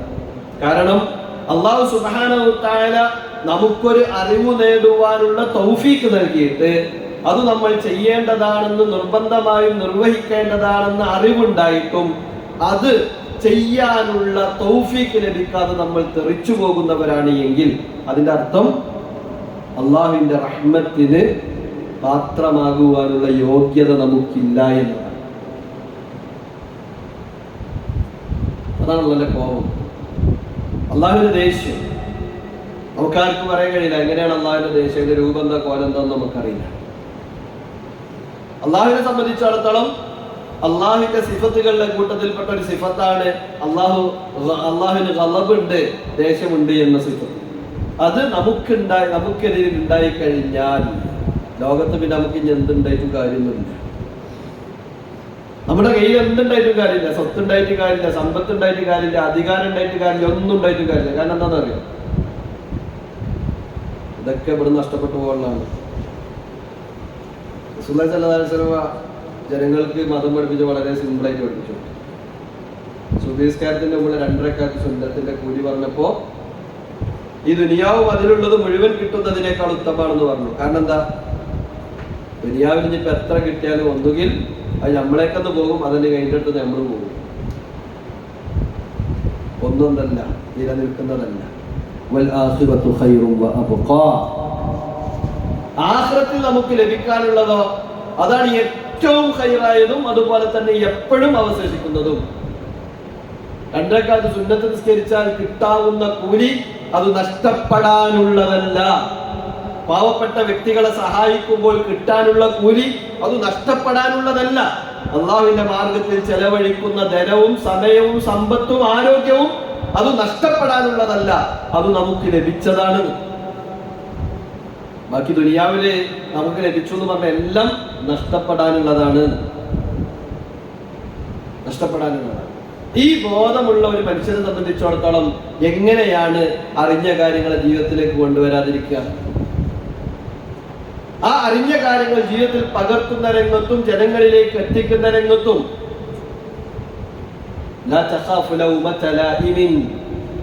അവർ ഒരു ആക്ഷേപകന്റെ ആക്ഷേപവും ഭയപ്പെടുകയുമില്ല. മുഹമ്മദ് മുസ്തഫ സല്ലല്ലാഹു അലൈഹി വസല്ലം ലാ ഇലാഹ ഇല്ലല്ലാഹ് എന്ന തൗഹീദിന്റെ വാക്യങ്ങൾ സമൂഹത്തിലേക്ക് പറഞ്ഞപ്പോൾ അതുവരെ അൽ അമീൻ വിശ്വസ്തനെന്ന് വിളിച്ചു നടന്ന ആളുകൾ തന്നെ മജ്നൂൻ എന്ന് വിളിച്ചു, ഭ്രാന്തെന്ന് വിളിച്ചു, സാഹിർ മാരണക്കാരനെന്ന് വിളിച്ചു, ഷാഇർ കവിയാണെന്ന് പറഞ്ഞ് ആക്ഷേപിച്ചു. അങ്ങനെ പല രൂപത്തിലുള്ള ആക്ഷേപങ്ങൾ ഉന്നയിച്ചു. പക്ഷേ അതൊന്നും പ്രവാചകൻ സല്ലല്ലാഹു അലൈഹി വസല്ലമ തന്നെ ഏൽപ്പിച്ച ദൗത്യത്തിൽ നിന്നും പിന്തിരിയുവാൻ കാരണമായില്ല. നമ്മൾ പറയണത് നമ്മുടെ മുത്തബിയുസുന്നകളാണെന്ന്. നമ്മൾ ഏൽപ്പിച്ച എന്തെങ്കിലും പണി നടക്കുന്നുണ്ടോന്ന് ആലോചിച്ചാൽ ആരെങ്കിലും ആക്ഷേപിക്കുന്നു തോന്നിയാൽ, ഒരു സുന്നത്ത് ജീവിതത്തിൽ പകർത്തി കഴിഞ്ഞാൽ അതുകൊണ്ടൊക്കെ സമൂഹത്തിൽ ആക്ഷേപം നേരിടേണ്ടി വരുന്ന് തോന്നിക്കഴിഞ്ഞാൽ സമൂഹത്തിന്റെ ഭാഗത്തു നിന്നുള്ള പ്രോത്സാഹനം സ്വീകരിച്ച് അള്ളാഹുവിന്റെ ആക്ഷേപത്തെ ഭയമില്ലാതെ അതിനെ ഉപേക്ഷിക്കുമ്പോൾ നമ്മൾ മനസ്സിലാക്കേണ്ടത് ളാലിങ്ങളുടെ കൂട്ടത്തിൽ, മഗ്ദൂബിന്റെ കൂട്ടത്തിലാണ് നമ്മളുള്ളതെന്നാണ്. ഇനി പഠിച്ചു കഴിഞ്ഞാൽ അതൊക്കെ ജീവിതത്തിൽ പകർത്തേണ്ടി വരൂലേ? അങ്ങനെ ജീവിതത്തിൽ പകർത്തേണ്ടി വരുമ്പോ ജീവിതത്തിൽ പകർത്താതെ പോയി കഴിഞ്ഞാൽ ഈ മഗ്ദൂബിന്റെ കൂട്ടത്തിൽ പെടുവല്ലെന്ന് വിചാരിച്ചു എന്നാ നീ പഠിക്കണ്ടെന്ന് വിചാരിച്ചു എന്നാ കഴിച്ചിട്ടാവോ? അവിടെയാണ് വെലപ്പാലി എന്ന് പറഞ്ഞത്. പഠിച്ചോനെ പയച്ചോനെ കൂട്ടത്തിൽ കൊടുത്തല്ലേ നാലാ നാല് പറഞ്ഞാല് അറിവില്ലാതെ കുറെ കാര്യങ്ങൾ അങ്ങനെ ചെയ്തുകൊണ്ടിരിക്കുകയാണ്. ഒരിക്കൽ ഇൽമില്ല, പക്ഷെ അങ്ങനെ കുറെ ചെയ്തുകൊണ്ടിരിക്കുന്നു. ആ ചെയ്തുകൊണ്ടിരിക്കുന്നത് ശരിയാണോ തെറ്റാണോ എന്നൊന്നും എനിക്കറിയില്ല. ഒക്കെ അള്ളാന്റെ ഒന്ന് കൂലിട്ടു നീ അച്ഛങ്ങനെ ചെയ്യാണ്. സഹോദരന്മാർ നമ്മൾ മനസ്സിലാക്കണ്ടേ, അള്ളാന്റെ ഒന്ന് കൂലി കിട്ടും എന്ന് പറഞ്ഞ അള്ള പഠിപ്പിക്കാത്ത എന്ത് ചെയ്താലും അള്ളാന്റെ ഒന്ന് കൂലി കിട്ടില്ല. കാരണം അള്ള കൂലി തരാൻ ബാധ്യസ്ഥരൊന്നുമല്ല. നമുക്ക് തോന്നിയ രൂപത്തിൽ നമ്മൾ പണിയെടുക്കുക, എന്നിട്ട് അള്ള കൂലി തരാൻ തന്നെ അതിനടക്കുക. ഒന്നും വേണ്ട. നമ്മുടെ വീട്ടിൽ ഒരു ജോലിക്കാരനെ നമ്മൾ വിളിച്ചു, ഓനോർക്ക് ഇഷ്ടമുള്ള പണിയൊക്കെ എടുത്തു, വൈകുന്നേരം കൂലിയാണെന്ന് പറഞ്ഞാല് നമ്മൾ എടുക്കും. അതല്ല നമ്മൾ ഇന്ന പണിയൊക്കെ എടുക്കണം എന്ന് പറഞ്ഞ് ഏൽപ്പിച്ചിട്ടുണ്ട്, ആ പണി എടുത്തിട്ടുണ്ട്, അവൻ കൂലി എടുക്കേണ്ട സംശയം. നമ്മളെ ഇടയിൽ അങ്ങനെ ഒരു കാര്യം നടക്കേണ്ടതുണ്ടെങ്കിൽ അള്ളാഹുവെ നീ എനിക്ക് കൂലി തരണം, എനിക്കിഷ്ടമുള്ളതൊക്കെ ഞാൻ ചെയ്യും, അതിനൊന്നും തെളിവുണ്ടല്ലോ, ഒന്നും കറേണ്ട ആവശ്യം, ഞാൻ ചെയ്യുന്നുണ്ട്, അതിന് കൂലിട്ടാൽ മതി എന്ന് പറയുന്നതിന്റെ അർത്ഥം എന്താണ്? അതാണ് അള്ളാഹ് കയച്ചോയെന്നാണ്, കയച്ചു പോയത്. അതുകൊണ്ട് തന്നെ ആ പിഴവിന്റെ വഴി സ്വീകരിക്കേണ്ടവരല്ല നമ്മൾ. ചെയ്യുന്ന കാര്യങ്ങൾ കൃത്യമായി അറിയണം, അറിയുന്ന കാര്യങ്ങൾ കൃത്യമായി ചെയ്യണം. ഇത് രണ്ടും കൂടി ഒരുമിച്ച് കൂടുമ്പോൾ നമ്മളെ സംബന്ധിച്ചിടത്തോളം നമ്മൾ അനുഗ്രഹീതരുടെ കൂട്ടത്തിൽ പെടുന്നു. ഇതൊരു ചെറിയ വിഷയമല്ല. കാരണം ഇന്ന് ഞാൻ മരിച്ചാൽ എൻ്റെ ഈ ശബ്ദം കേൾക്കുന്നത് എത്ര കണ്ട് സത്യമാണ്, അതിനേക്കാൾ വലിയ സത്യമാണ് അടുത്ത വക്കത്താവുമ്പോത്തിന് എന്നെ കൊണ്ടുപോയി മറവ് ചെയ്യും. ആ മറവ് ചെയ്യപ്പെട്ട് കഴിഞ്ഞാൽ അവിടെ 2 മലക്കുകൾ വരും. ആ മലക്കുകൾ ചോദിക്കുന്ന ചോദ്യമുണ്ട്, മൻ റബ്ബുക, ആരാണ് നിന്റെ റബ്ബ്? മൻ റബ്ബുക, ആരാണ് നിന്റെ റബ്ബ്? വമാ ദീനുക, ഏതാണ് നിന്റെ മതം? മാ ഹാദർ റജുലുൽ ലദീ ബുഇസ ഫീകും, നിങ്ങളിലേക്ക് നിയുക്തനായ മനുഷ്യനാരാണ് എന്നൊക്കെ ചോദിക്കുന്ന ചോദ്യം. 3 രൂപത്തിലുള്ള ഉത്തരങ്ങൾ അവിടെ ഹദീസുകളിൽ കാണാൻ പറ്റും. ഒന്നാമത്തെ ഉത്തരം റബ്ബി അല്ലാഹ് ദീനി അൽ ഇസ്ലാം. അതുപോലെ തന്നെ രണ്ടാമത്തെ ഉത്തരവ് തന്നെയാണ് റബ്ബി അല്ലാഹ് ദീനി അൽ ഇസ്ലാം. മൂന്നാമത്തെ ഉത്തരം അറിയില്ല. എന്താ 1ഉം 2ഉം ഉത്തരം തമ്മിലുള്ള വ്യത്യാസം? ഈ ചോദ്യത്തിന് ഉത്തരം പറഞ്ഞു കഴിഞ്ഞാൽ അവിടെ ചോദ്യം അവസാനിക്കുന്നില്ല, അതിന്റെ ഉപചോദ്യങ്ങളുണ്ട്.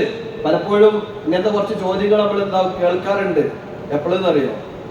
ആളുകളൊക്കെ മരിച്ചതിന് ശേഷം അവരെ കബറിന്റെ മേലെ ഇങ്ങനെ കയറി ഇരുന്നിട്ട് ഒരു മൂലയിൽ ഇങ്ങനെ പറയും, ഇതാ ജാഅക്കൽ മലക്കാനിൽ ഹായിജാനിൽ അളീമാനി എന്നൊക്കെ പറയും. ജീവനുള്ള കാലത്ത് എന്താക്കിയിട്ടില്ല, ഓരോരുത്തൊന്നും പഠിപ്പിച്ചുകൊണ്ടിരിക്കും. എന്നിട്ട് ഒരു 2 ആൾ എന്നോട് ചോദിക്കും, മൻ റബ്ബുക ഫഖുൽ റബ്ബി അല്ലാഹ് വമാ ദീനുക വഖുൽ ദീനി അൽ ഇസ്ലാം വമാ ഇമാമുക. അല്ലേ? ഇങ്ങനെ ചോദിക്കുമ്പോൾ ഇതൊക്കെയാണ് ഉത്തരം പറയേണ്ടത്. ഇങ്ങനെയുള്ള കബറിന്റെ മേലെ കയറി ഉത്തരം പറഞ്ഞു. ഞാൻ ഉത്തരം കാണും കേൾക്കുന്ന വിചാരിക്കും, കേട്ടക്കാണ്ട് ഉത്തരം പറഞ്ഞാലോ അതിനെക്കാട്ടും വലിയ കൊല്ലാപ്പാണ്. ഹദീസ് കാണാ. ഹദീസിൽ എന്താ ഉള്ളത്? ഹദീസ് റസൂലുള്ളാഹി സ്വല്ലല്ലാഹു അലൈഹി വസല്ലം പറയാ, മൻ റബ്ബുക റബ്ബി അല്ലാഹ് എന്ന് പറയുമ്പോ അടുത്ത ചോദ്യമുണ്ട് കൈഫ അറഫ്ത. ഇമാം അബൂദാവൂദ് റിപ്പോർട്ട് ചെയ്ത ഹദീസ് കാണാ. നീ എങ്ങനെയാണ് അത് മനസ്സിലാക്കിയത്? റബ്ബി അല്ലാഹ് നീ പറഞ്ഞല്ലോ, എങ്ങനെ നീ അത് മനസ്സിലാക്കിയത് എന്നാണ്. വിശ്വാസികളായ ആളുകളാണ് ഈ മറുപടി പറയും, ഖറഅതു കിതാബല്ലാഹി വദറൈതു, അല്ലാഹുവിന്റെ കിതാബ് വായിച്ചു നോക്കി, അങ്ങനെയാണ് ഞാൻ അത് മനസ്സിലാക്കിയത്, പഠിച്ചെടുത്തത്. നിങ്ങൾക്ക് പറയാൻ പറ്റുമെന്നാണ്. ഇന്നിപ്പം മരിച്ചാൽ ഈ ചോദ്യത്തിന് ഉത്തരം ഇങ്ങനെ പറയാൻ പറ്റുമെന്നുള്ളതാണ്. മറ്റൊരെന്താ പറയാ? രണ്ടാമത്തെ ഉത്തരം സമിഅതു الناس يقولون كذا فكذا وقلت. സമിഅതു الناس يقولون كذا وكذا, ജനങ്ങൾ എപ്രകാരം പറയുന്നത് ഞാൻ കേട്ടു, അങ്ങനെ ഞാനും കൂട്ടത്ത് പറഞ്ഞതാണ് എന്നാണ്. അപ്പൊ പറഞ്ഞത് കേട്ടക്കാണ്ട് പറഞ്ഞാൽ ഒരു മുനാഫിക്കാണ് എന്നാണ്. കാരണം ഇത് പഠിക്കേണ്ട വിഷയമാണ്. ഇതെന്തല്ല കുത്തർന്നകാണ്ട് പറഞ്ഞെടുത്ത് പരീക്ഷ നടക്കുന്ന നേരത്ത് ക്വസ്റ്റ്യൻ പേപ്പർ ചോദിക്കുന്ന നേരത്ത് ഏർപ്പാടല്ല ഇത് നടക്കേണ്ടത്. ഇത് ജീവിതത്തിൽ അള്ളാഹു നമുക്ക് ജീവിക്കുവാനുള്ള ആയുസ് നൽകിയിട്ടുണ്ടെങ്കിൽ ആ ആയുസ് കൊണ്ട് പഠിച്ചു മനസ്സിലാക്കിയെടുക്കേണ്ട സാധനമാണ് എന്റെ റബ്ബ് അല്ലാഹു ആണെന്നുള്ള വിശ്വാസം. അത് ആരെങ്കിലും പറഞ്ഞത് കേട്ട് തെൽക്കീൻ ചൊല്ലി പോകേണ്ട സാധനമല്ല. തെൽക്കീൻ ചൊല്ലാന്ന് പറഞ്ഞു കഴിഞ്ഞാല് ഒരാളിങ്ങനെ കാതിൽ പറഞ്ഞു കൊടുക്കുക, മറ്റൊരെന്താക്കുക, അത് ഏറ്റങ്ങനെ പറയാം. അങ്ങനത്തെ ഒരു ഏർപ്പാടല്ല അത്. ലാ ഇലാഹ ഇല്ലല്ലാഹ് എന്നുള്ളത് അത് കൃത്യമായി പഠിച്ചറിയേണ്ട കാര്യമാണ്. അത് എവിടുന്നാ പഠിക്കേണ്ടത്? വിശുദ്ധ ഖുർആനിൽ നിന്ന് പഠിക്കണം. എവിടുന്നാ പഠിക്കേണ്ടത്? തിരുസുന്നത്തിൽ നിന്നും പഠിക്കണം. എങ്ങനെ പഠിക്കണം? സ്വഹാബത്ത് നബിയിൽ നിന്നും എങ്ങനെയാണോ മനസ്സിലാക്കിയത് അങ്ങനെ പഠിക്കണം.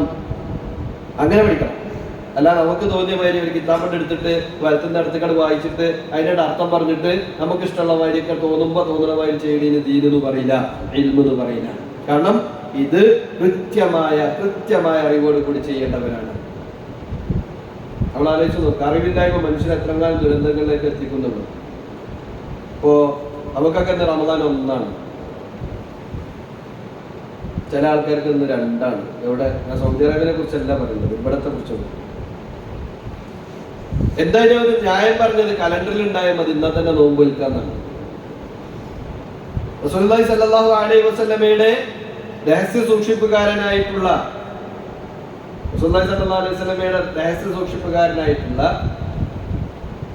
ഹുദൈഫത്തുൽ യമാനി റളിയല്ലാഹു അൻഹു, അതായത് രഹസ്യ സൂക്ഷിപ്പുകാരൻ എന്ന് പറയാനുള്ള കാരണം എന്താണെന്ന് വെച്ച് കഴിഞ്ഞാല് മദീനത്ത് ആരൊക്കെ മുനാഫിക്കുകൾ ഉണ്ട് എന്നുള്ള റസൂലുള്ളാഹി സ്വല്ലല്ലാഹു അലൈഹി വസല്ലമക്ക് ജിബ്രീൽ അലൈഹിസ്സലാം വന്നിട്ട് വഹി കൊടുത്തിട്ടുണ്ട്. ആ മുനാഫിക്കുകൾ ആരൊക്കെ എന്നുള്ളത് റസൂലുള്ളാഹി സ്വല്ലല്ലാഹു അലൈഹി വസല്ലമ ആകെ സഹാബിമാരുടെ കൂട്ടത്തിൽ പറഞ്ഞിട്ടുള്ളത് ഹുദൈഫിനോട് മാത്രം, വേറെ ആരോടും പറഞ്ഞിട്ടില്ല.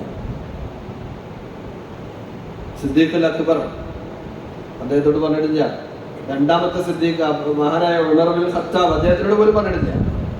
അതുകൊണ്ടാണ് ഉമർ റളിയല്ലാഹു അൻഹുവിന്റെ കാലഘട്ടത്തിൽ ഉമർ ഇബ്നുൽ ഖത്താബ് റളിയല്ലാഹു അൻഹു നിശ്ചയിച്ച ഒരു ഗവർണർ മരിച്ചപ്പോ നിസ്കരിക്കാൻ വേണ്ടി ഹുദൈഫ വന്നില്ല. അപ്പൊ ഉമർ റളിയല്ലാഹു അൻഹു മനസ്സിലായി ഇത് കേസ് വേറെയാണ്. കാരണം എന്താ, ഹുദൈഫ നിസ്കരിക്കാൻ വരുന്നതിന്റെ വേണ്ടി ഉറപ്പണോ മുനാഫിക്കാണെന്നാ. കാരണം മുനാഫിക്കാരാന്നുള്ളത് അല്ലാഹു റസൂൽ പറഞ്ഞു കൊടുത്തിട്ടുണ്ട്. അപ്പൊ ഉമർ റളിയല്ലാഹു അൻഹു ചോദിക്കുന്നുണ്ട്, ഹൽ സമ്മാനി ഫീഹി റസൂലല്ലാഹ്, ഹുദൈഫ ഞാൻ എന്നോട് കാര്യം ചോദിക്കട്ടെ, ആ മുനാഫിക്കുകളുടെ കൂട്ടത്തിൽ എന്റെ പേരെങ്ങാനും റസൂലുള്ളാഹി പറഞ്ഞിട്ടുണ്ടോ? ഉമർ ചോദിച്ച ചോദ്യം. കാരണം എന്താണെന്ന് വെച്ചാൽ ഒരു മുനാഫിക്കാണെന്ന് തിരിച്ചറിയാത്ത അതിനെയാണ് ഞാൻ പിടിച്ച് ഗവർണറാക്കിയിരുന്നു. നമ്മൾ ആലോചിച്ചു, ആ അത്തരത്തിലുള്ള സഹാബിമാർ ഉദ്ധരിക്കുന്ന ചില ഹദീസുകളുണ്ട്, അമ്മാർ റളിയല്ലാഹു അൻഹു ഉദ്ധരിക്കുന്ന ഹദീസുകളുണ്ട്, ഒക്കെ നമ്മൾ നോക്കണം. മൻ സാമ യൗമ ശക്കി, ഷക്കിന്റെ ദിവസം ആരെങ്കിലും നോമ്പ് അനുഷ്ഠിച്ചു കഴിഞ്ഞാൽ ഫഖദ് അസാ അബുൽ ഖാസിം സല്ലല്ലാഹു അലൈഹി വസല്ലം, അവൻ മുഹമ്മദ് മുസ്തഫ സല്ലല്ലാഹു അലൈഹി വസല്ലമയെ ധിക്കരിച്ചിരിക്കുന്നു എന്നാണ്. അവൻ മുഹമ്മദ് നബിയെ ധിക്കരിച്ചിരിക്കുന്നു എന്നാണ്. സഹാബത്ത് ദീന് മനസ്സിലാക്കിയതുപോലെ ദീന് മനസ്സിലാക്കാതെ ഹദീസുകൾക്കും ആയത്തുകൾക്കും സ്വന്തം വ്യാഖ്യാനം നൽകുമ്പോൾ സംഭവിക്കുവാൻ പോകുന്നത് മുഹമ്മദ് മുസ്തഫ സല്ലല്ലാഹു അലൈഹി വസല്ലമയെ ധിക്കരിച്ചവരുടെ കൂട്ടത്തിലാണ് ഉൾപ്പെടുക എന്നുള്ളതാണ്. എന്നാൽ യൗമുശക്ക് എന്ന് പറയും 29ാമത്തെ ദിവസം മാസം കാണാൻ സാധ്യത ഉണ്ടായിട്ട് മാസം കാണാൻ പോയിട്ട് മാസം കണ്ടില്ല, അല്ലെങ്കിൽ ആരും കണ്ടില്ല. അങ്ങനെ കാണാൻ നിൽക്കുമ്പോൾ സ്വാഭാവികമായിട്ട് സംശയമാണ് നാളെ റമദാൻ 1 അല്ല ശഅബാൻ 30 എന്നുള്ള. അങ്ങനത്തെ ദിവസം നോമ്പ് നോറ്റാൽ ഇത് ബുഖാരി ഉദ്ധരിച്ച ഹദീസാണ്, സഹീഹായി വന്ന ഹദീസാണ്. അപ്പൊ അറിവ് എന്ന് പറയുമ്പോ മനസ്സിലാക്കേണ്ടത് ആ അറിവ് നേടേണ്ടിടത്ത് നിന്ന് നേടേണ്ടവരിൽ നിന്നും നേടണം. അല്ലാതെ പോയി കഴിഞ്ഞാൽ ആ അറിവെല്ലാം നമ്മെ സംബന്ധിച്ചിടത്തോളം വിനയായിത്തീരും. അതിനുള്ള ഏറ്റവും വലിയ തെളിവാണ് ഇസ്ലാമിക ലോകത്ത് ഒന്നാമതായി കൊണ്ട് കടന്നു വന്ന അവാന്തര വിഭാഗമായ ഖവാരിജുകൾ. ആ ഖവാരിജുകൾ അള്ളാഹുവിന്റെ മരുമകനായ അലി ഇബ്നു അബീ ത്വാലിബ് റളിയല്ലാഹു അൻഹുവിനെ വധിക്കുന്നത് ഖുർആനിൽ ആയത്ത് ഓതിയിട്ടാണ്. റസൂലുള്ളാഹി സ്വല്ലല്ലാഹു അലൈഹി വസല്ലമയുടെ ഭാര്യ സഹോദരനും വിശ്വാസികളുടെ മാതുലൻ അഥവാ ഉമ്മയുടെ സഹോദരൻ എന്ന് അല്ലാഹു റസൂൽ സ്വല്ലല്ലാഹു അലൈഹി വസല്ലമ വിശേഷിപ്പിച്ച മുആവിയ ഇബ്നു അബീ സുഫിയാൻ റളിയല്ലാഹു അൻഹുമ അദ്ദേഹത്തെ കൊല്ലുവാൻ വേണ്ടി അജണ്ടകൾ ഒരുക്കുന്നതും വിശുദ്ധ ഖുർആനിൽ ആയത്ത് ഓതിക്കൊണ്ടാണ്. ആലോചിച്ച് നോക്കണം. എന്റെ അറിവിനെ പറഞ്ഞൊന്നുമില്ല, അറിവുണ്ടാക്കിയതാണ്. എവിടെ ഉണ്ടാക്കിയത്? ഖുർആൻ ഉണ്ടാക്കിയ അറിവാണ്. പക്ഷെ എന്താണ്, സ്വഹാബത്തിന്റെ അടുത്ത് നല്ല അറിവുണ്ടാക്കിയത്, സ്വന്തം ബുദ്ധി കൊണ്ട് ആലോചിച്ചുണ്ടാക്കിയ അറിവാണ്. അവർ അലി റളിയല്ലാഹു അൻഹുവിനെ വെട്ടുന്ന സമയത്ത് ഓതിയത് ഇനിൽ ഹുക്മു ഇല്ലാ ലില്ലാഹ്, ഹുക്കുമിനുള്ള അധികാരം അത് അള്ളാഹ്ക്ക് മാത്രമേ ഉള്ളൂ. അതിൽ അലി കൈകടത്തിയിരിക്കുന്നു. അപ്പൊ അതുകൊണ്ട് അലി കാഫിറായിരിക്കുന്നു. അലി റളിയല്ലാഹു അൻഹു കാഫിറാണ് അവരെ സംബന്ധിച്ചിടത്തോളം. അല്ലാഹു റസൂൽ പറയുന്നു അലി റളിയല്ലാഹു അൻഹു സ്വർഗ്ഗത്തിലാണെന്ന്. മുആവിയ ഇബ്നു അബീ സുഫിയാൻ റളിയല്ലാഹു അൻഹു കാഫിറാണെന്ന് അല്ലാഹു റസൂൽ പറഞ്ഞു, സ്വർഗ്ഗത്തിലാണെന്ന്. അംർ ഇബ്നു ആസ് കാഫിറാണെന്ന് അവർ പറയുന്നു. സഹാബിമാരൊക്കെ സ്വർഗ്ഗത്തിലാണെന്നുള്ളത് അഹ്ലു സുന്നയുടെ വിശ്വാസമാണ്. ശുദ്ധ ഖുർആനിലെ ആയത്തിനെ സ്വന്തം നിലയ്ക്ക് വ്യാഖ്യാനിച്ചു. ഈ സ്വന്തം നിലയ്ക്ക് വ്യാഖ്യാനിച്ചത് കൊണ്ടുണ്ടായത് റസൂലുള്ളാഹി സ്വല്ലല്ലാഹു അലൈഹി വസല്ലം സ്വർഗ്ഗത്തിലാണെന്ന് പറഞ്ഞ ആൾക്കാരൊക്കെ നരകത്തിലും. എന്നാൽ ഇവരെ കുറിച്ച് അല്ലാഹു റസൂൽ എന്താ പറഞ്ഞത്? കിലാബു അഹ്ലിന്നാർ, നരകത്തിലെ നായകൾ എന്നാണ് റസൂലുള്ളാഹി സ്വല്ലല്ലാഹു അലൈഹി വസല്ലം പറഞ്ഞത്. അവരെ കുറിച്ച് പറഞ്ഞു, വീണ്ടും പറഞ്ഞു. അവിടെ പ്രത്യേകത എന്താണ്? അവര് ഖുർആൻ നന്നായി പാരായണം ചെയ്യും, പക്ഷേ ആ ഖുർആൻ തൊണ്ടയിൽ നിന്ന് ഇങ്ങോട്ട് ഇറങ്ങിയിട്ടുണ്ടാവില്ല. അവിടുന്ന് തൊണ്ടയിൽ നിന്ന് ഇങ്ങോട്ട് താഴത്തേക്ക് നെഞ്ചത്തേക്ക് ഇറങ്ങിയിട്ടുണ്ടാവില്ല. എന്നാൽ അവർക്ക് അതിനെ കുറിച്ച് ഒരു അറിവുണ്ടാവില്ല. ഒരു ഓതും, നല്ല ഓത്തരയില്ല, ഓരോ ഓത്തിനെ പോലെ ഓതാൻ കഴിയില്ല. നല്ല ഇബാദത്ത് ചെയ്യുന്ന ആളുകളായിരിക്കും. ഇബാദത്ത് കുറയുന്നല്ല പറഞ്ഞത്, ഇബാദത്ത് കൂടുന്ന പറഞ്ഞത്. ഇബാദത്ത് കൂടുന്ന പറഞ്ഞത്. എത്രത്തോളം പറഞ്ഞു? സുജൂദ് ചെയ്ത് കൈകാലുകളിൽ ഒട്ടകത്തിന്റെ തഴമ്പ് എങ്ങനെയാണ് ഉണ്ടാകുക, ഒട്ടകത്തിന്റെ കൈകാലുകളിൽ തഴമ്പ് എങ്ങനെ ഉണ്ടാകുക, അതുപോലെ കൈകാലുകളിൽ തഴമ്പുകൾ ഉണ്ടാവുന്ന. അവർക്ക് ദുനിയാവിന്റെ കാര്യത്തിൽ വലിയ ചിന്തയൊന്നും ഉണ്ടാവില്ല എന്നൊക്കെ പറഞ്ഞു. ഓരോ വിശേഷണങ്ങളൊക്കെ ഇങ്ങനെ പറഞ്ഞു. അവിടെയൊക്കെ പറയേണ്ട എന്താ? ദീന് അത് ദീനാണെന്ന് വിചാരിച്ചുകൊണ്ട് സ്വന്തം നിലയ്ക്ക് പ്രമാണത്തെ വ്യാഖ്യാനിച്ചുകൊണ്ട് മുന്നോട്ട് പോയി. അതുകൊണ്ടാണ് അലി റളിയല്ലാഹു അൻഹു പറഞ്ഞത്, അലി റളിയല്ലാഹു അൻഹു ഈ ആയത്ത് ഓതിക്കൊണ്ട് വെട്ടിയ സമയത്ത് പറഞ്ഞത് കലിമത്തു ഹഖ്ഖിൻ, കലിമത്തു ഹഖ്ഖിൻ, പറഞ്ഞത് സത്യമാണ്, പക്ഷെ എന്താണ്, അത് ഉപയോഗപ്പെടുത്തിയത് ബാത്തിലിന് വേണ്ടിയാണ്, അസത്യത്തിന് വേണ്ടിയാണ്, നിരർത്ഥകതയ്ക്ക് വേണ്ടിയാണെന്നാണ്. അപ്പൊ അതുകൊണ്ട് തന്നെ സഹോദരന്മാരെ, നമ്മൾ ചെയ്തുകൊണ്ടിരിക്കുന്ന അമലുകള് അള്ളാന്റെ അടുത്ത് സ്വീകാര്യയോഗ്യമാണോ എന്ന് തിരിച്ചറിയാനെങ്കിലും നമ്മുടെ കയ്യിൽ അറിവുണ്ടാകണമെന്ന് നിർബന്ധമാണ്. 100 ആളെ കൊന്ന ഒരു മനുഷ്യന്റെ കഥ ഇമാം ബുഖാരി ഉദ്ധരിക്കുന്നത് റസൂലുള്ളാഹി സ്വല്ലല്ലാഹു അലൈഹി വസല്ലമയിൽ നിന്ന് ഇമാം ബുഖാരി ഉദ്ധരിക്കുന്നത് നമുക്കറിയില്ല. 100 ആളെ കൊന്ന, അതായത് 99 ആളെ കൊന്നതയാണ്. കൊന്നതിന് 99 ആളെ കൊന്നതിന്റെ ശേഖർ മനസ്താപം വരികയാണ്. പക്ഷനെ ഇങ്ങനെയൊക്കെ ആയാൽ ശരിയാവും, അല്ലെ ഞാൻ ഇപ്പൊ ചെയ്തതൊക്കെ തെറ്റല്ലേ, ഇനിയിപ്പോ ഞാൻ എന്താ ചെയ്യാ? അങ്ങനെ ആ ഇസ്രായേലി സന്തതിയിൽപ്പെട്ട ആ മനുഷ്യൻ ഇത് ആരോടൊന്ന് ചോദിച്ചറിയാന്നുള്ള നിലക്ക് നേരെ അന്നത്തെ കാലത്ത് പള്ളി പോവാണ്, പല പള്ളിയിൽ. അപ്പൊ അവിടെ മൂലയിൽ നിന്ന് അങ്ങനെ ഒരാളുണ്ട്, ഭയങ്കര ഇബാദത്തൊക്കെ ചെയ്യുന്ന മനുഷ്യൻ. ഉപരി നമ്മളെ ഭാഷയിൽ പറഞ്ഞ പള്ളിയിൽ 1-ാമത്തെ സഫിൽ എപ്പോഴും ഉണ്ടാവും സകല സുന്നത്ത് നിസ്കാരം നിസ്കരിക്കും, പറഞ്ഞു നിസ്കരിക്കും, പിന്നെ സുന്നത്ത് നിസ്കരിച്ചും, പിന്നെ പറഞ്ഞു നിസ്കരിച്ചും, എന്നും നോമ്പാണ്. ഇങ്ങനെ എന്താ പറയാ, ഇബാദത്ത് കൊണ്ട് ഭയങ്കര സംഭവം നിൽക്കണം. അപ്പൊ മൂപ്പരക്കൊക്കെ എന്തെങ്കിലും മൂപ്പരക്കലൊക്കെ ഇരിമില്ലെങ്കിൽ ഞാനേക്കല ഉണ്ടാകുക എന്നുള്ളതൊക്കെയാണ് മൂപ്പരെടുത്ത് പോയി ചോദിച്ചപ്പോഴാണ് ഇയാള് പറയുന്നത് 99 ആളെ കൊന്ന കണ്ട് ഒന്നും കഴിഞ്ഞ തോപ ഉണ്ടെന്ന് വെച്ചാൽ എനിക്കൊക്കെ ആരുടെ തോപയില്ല. അപ്പൊ എന്താക്കി, അയാളും കൊന്നു. 99 എന്ന് പറഞ്ഞാൽ അയാൾക്ക് എന്തോ വേറെ 100-ാമത്തെ കൊല്ലാൻ മതി, അയാളെയും കൊന്നു.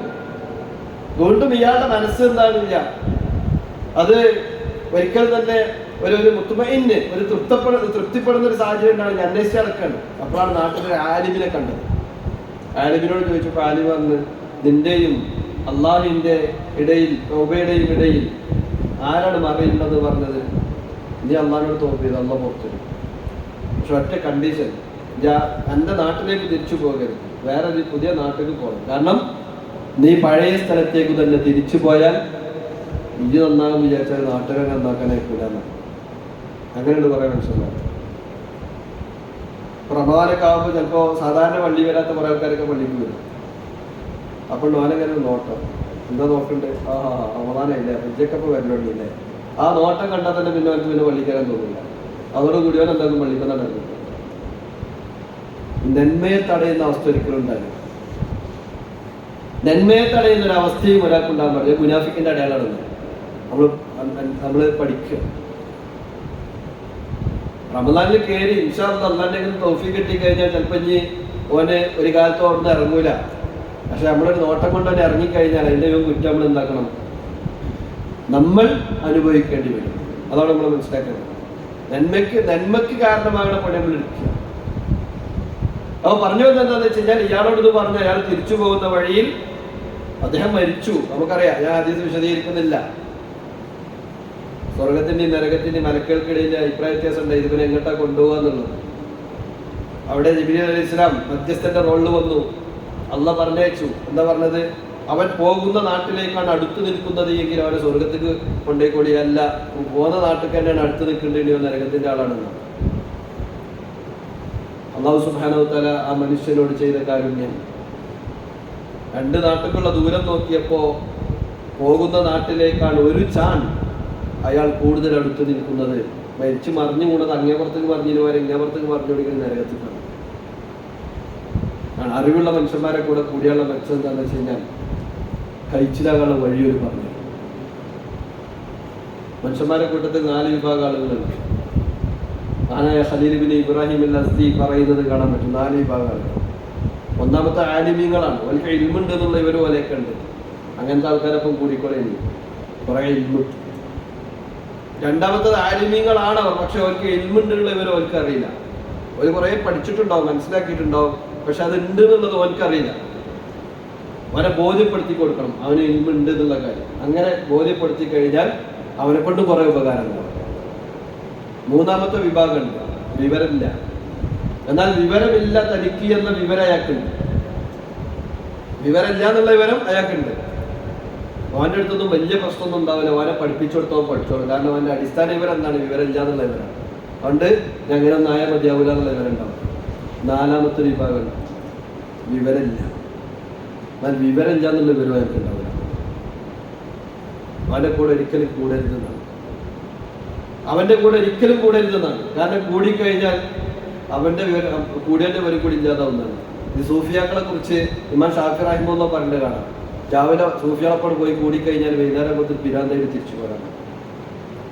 കാരണം വിവരമില്ലാത്ത കുറേ വർത്തമാനങ്ങൾ ഓലിങ്ങനെ പറയും. പറഞ്ഞതിലും കൂടി കേൾക്കണമെങ്കിൽ ആകെ ബേജാറായി കണ്ട് പഠിച്ചവരെ കണ്ടാവോ എന്നുള്ള ആ ബേജാറോടുകൂടി മനുഷ്യനെ തരുന്നുണ്ടാവും. ആകെ ബാച്ചു പോയിട്ടുണ്ടാവും.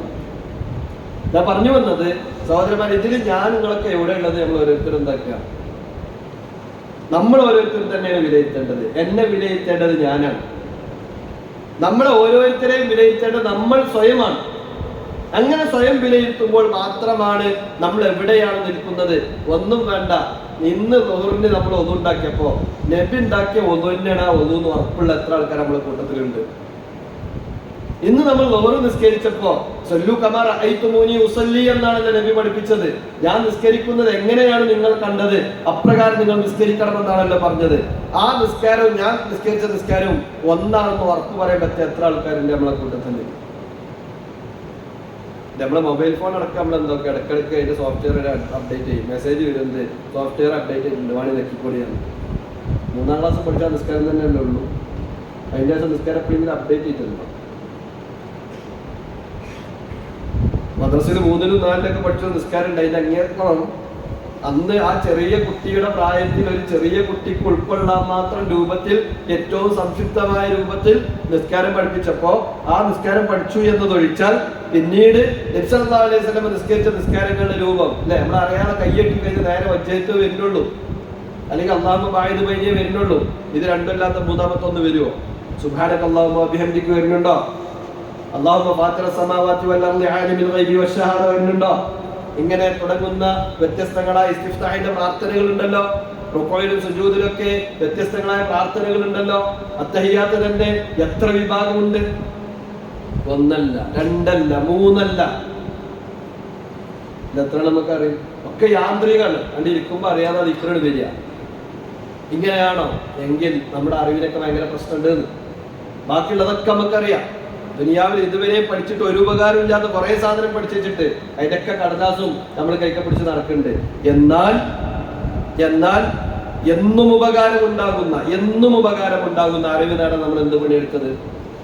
ഈ റമദാൻ എല്ലാ പള്ളികളിലും നമുക്കറിയാം. നമ്മുടെയൊക്കെ എല്ലാ പള്ളികളിലും ലോഹറിന്റെ ശേഷമോ അസറിന്റെ ശേഷമോ അതുപോലെ തന്നെ ഇശാഇന്റെ ശേഷവും ഒക്കെ ആയിക്കൊണ്ട് ദർസുകളും ക്ലാസ്സുകളൊക്കെ നടക്കുന്നുണ്ട്. എവിടുന്നെല്ലാം കിട്ടാനുണ്ട് അവിടെയൊക്കെ പോയിരിക്കണം.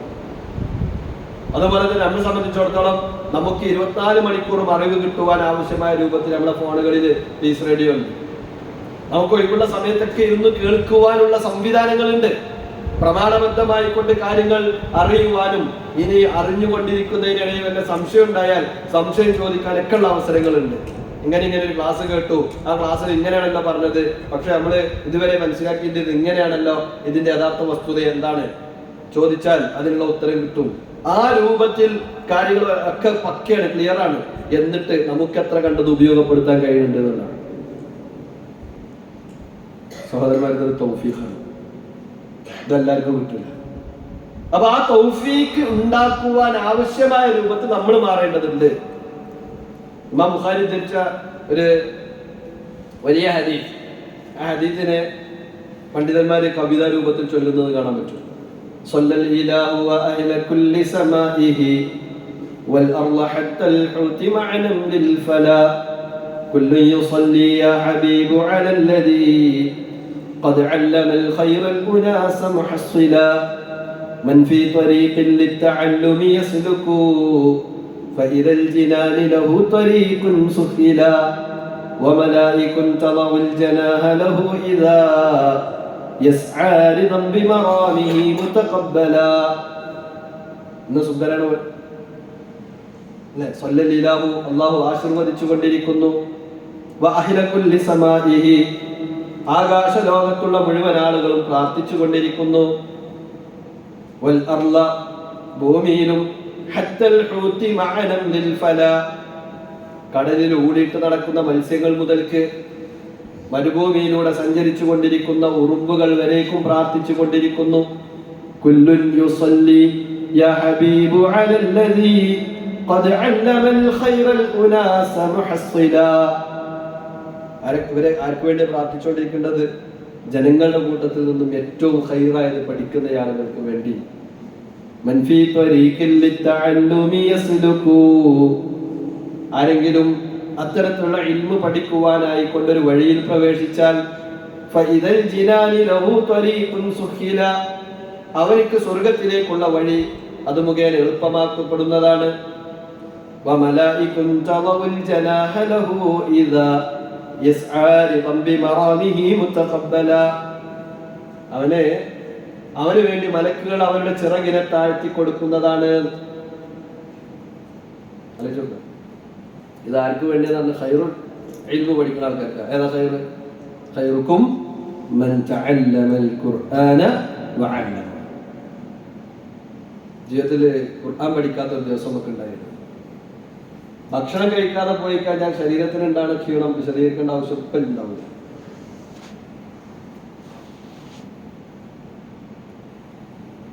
മത്സ്യങ്ങൾക്ക് വെള്ളം ജീവിക്കുവാൻ എത്ര കണ്ട് അനിവാര്യമാണോ അതിനേക്കാൾ അനിവാര്യമാണ് നമ്മുടെ ഹൃദയത്തിന് ജീവിക്കുവാൻ ഖുർആനിന്റെ അധ്യാപനങ്ങൾ എന്നാണ് ശൈഖുൽ ഇസ്ലാം ഇബ്നു ഖയ്യിം അൽ ജൗസി റഹിമഹുല്ലാ പഠിപ്പിച്ചത്.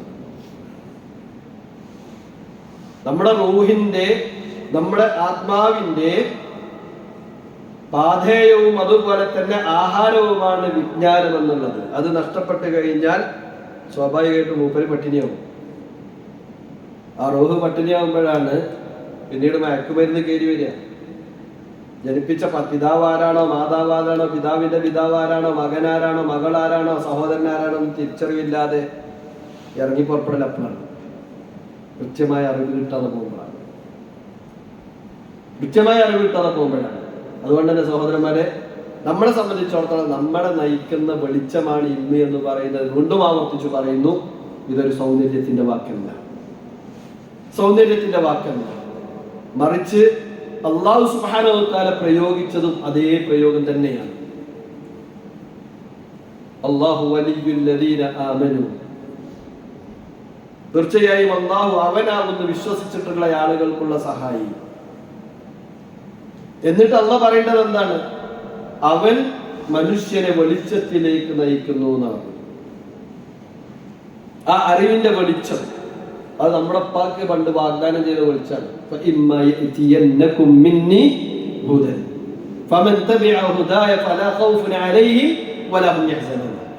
ആരെങ്കിലും ആ ഹുദയെ, ആ അറിവിനെ പിൻപറ്റുകയാണെങ്കിൽ, ആ അറിവിനെ അമലാക്കുകയാണെങ്കിൽ അവൻ ഭയപ്പെടേണ്ടിയതില്ല, അവൻ ദുഃഖിക്കേണ്ടി വരില്ല എന്നാണ്. ഈ ഭയവും ദുഃഖവും എന്ന് പറഞ്ഞാൽ എന്താണ്? രണ്ടും ഒന്നാണ്. എപ്പോഴെങ്കിലും ശ്രദ്ധിച്ചിക്കണമെന്നറിയില്ല. ഭയവും ദുഃഖവും രണ്ടും ഒന്നാണ്. പിന്നെ ചെറിയൊരു വ്യത്യാസമുണ്ട്. എന്താ വ്യത്യാസം? വരാനിരിക്കുന്ന കാര്യത്തെ കുറിച്ച് ആലോചിക്കുമ്പോഴാണ് ഭയം ഉണ്ടാകുക, കഴിഞ്ഞു പോയതിനെ കുറിച്ച് ആലോചിക്കുമ്പോഴാണ് ദുഃഖം ഉണ്ടാകുക. ബാക്കി രണ്ടും ഒന്നാണ്. അപ്പോ നാളെ പരലോകത്ത് ചെല്ലുന്ന സമയത്ത് ദുനിയാവിനെ കുറിച്ച് ആലോചിച്ചിട്ട് ദുഃഖിക്കേണ്ട ആവശ്യം വരില്ല. തനിക്ക് ലഭിക്കാനുള്ളത് സ്വർഗമാണെന്നതിനെ കുറിച്ച് ഉറപ്പുണ്ടാവുന്നു. പിന്നെ അവിടെ വേറെ ഒന്നിനും പേടിക്കേണ്ടി വരില്ല. ഈ രൂപത്തിലേക്ക് നമുക്ക് മാറാൻ കഴിയണമെങ്കിൽ അള്ളാഹുവിന്റെ അടുത്തുള്ള ഹുദ നമ്മൾ പിൻപറ്റുന്നതാണ്. റസൂലുള്ളാഹി സ്വല്ലല്ലാഹു അലൈഹി വസല്ലമയുടെ സഹാബത്തിനെ 13 കൊല്ലം നബി മക്കത്ത് നിന്ന് പഠിപ്പിച്ചു കൊടുത്ത തൗഹീദിന്റെ ഇൽമാണ്, റിസാലത്തിന്റെ ഇൽമാണ്, ആഖിറത്തിന്റെ ഇൽമാണ്. അത് കഴിഞ്ഞ് മദീനത്തെത്തിയതിനു ശേഷമാണ് നിസ്കാരം എങ്ങനെയാണെന്ന് പഠിപ്പിച്ചു കൊടുത്തത്, സക്കാത്ത് എത്രയാണ് കൊടുക്കേണ്ടത് പഠിപ്പിച്ചു കൊടുത്തത്. അതുപോലെ തന്നെ റമദാനിലെ നോമ്പ് ആ നിലയ്ക്ക് നിർബന്ധമാകുന്നത്. അവസാന കാലഘട്ടത്തിലാണ് ഹജ്ജ് വരെ നിർബന്ധമാകുന്നത്. അപ്പോ മക്കത്ത് നബി സല്ലല്ലാഹു അലൈഹി വസല്ലം നടത്തിയ ഇബാദത്ത് എന്തായിരുന്നു? മക്കയിൽ മരിച്ചുപോയ യാസിർ റളിയല്ലാഹു അൻഹുവിനെ പോലെയുള്ള സുമയ്യ റളിയല്ലാഹു അൻഹയെ പോലെയുള്ള ആളുകളൊക്കെ നടത്തിയ ഇബാദത്ത് എന്തായിരുന്നു? അവിടെയാണ് 2 റക്അത്ത് സുന്നത്ത് നിസ്കരിക്കുന്നതിനേക്കാൾ കൂടുതൽ ഞാൻ ആഗ്രഹിക്കുന്നത് ആ നേരം കൊണ്ട് ഒരു അറിവ് കിട്ടുമെങ്കിൽ ആ അറിവ് നേടിയെടുക്കാനാണെന്ന് ഇമാമുമാരെ കൂട്ടത്തിൽ പല ആളുകളും പറഞ്ഞത്. തമാശക്ക് പറഞ്ഞല്ല. കാരണം ഞാൻ 2 റക്അത്ത് നിസ്കരിക്കുമ്പോൾ 2 റക്അത്ത് നിസ്കാരത്തിന്റെ കൂലി അതെനിക്ക് കിട്ടും. അത് അതിൽ നിൽക്കുകയാണ്.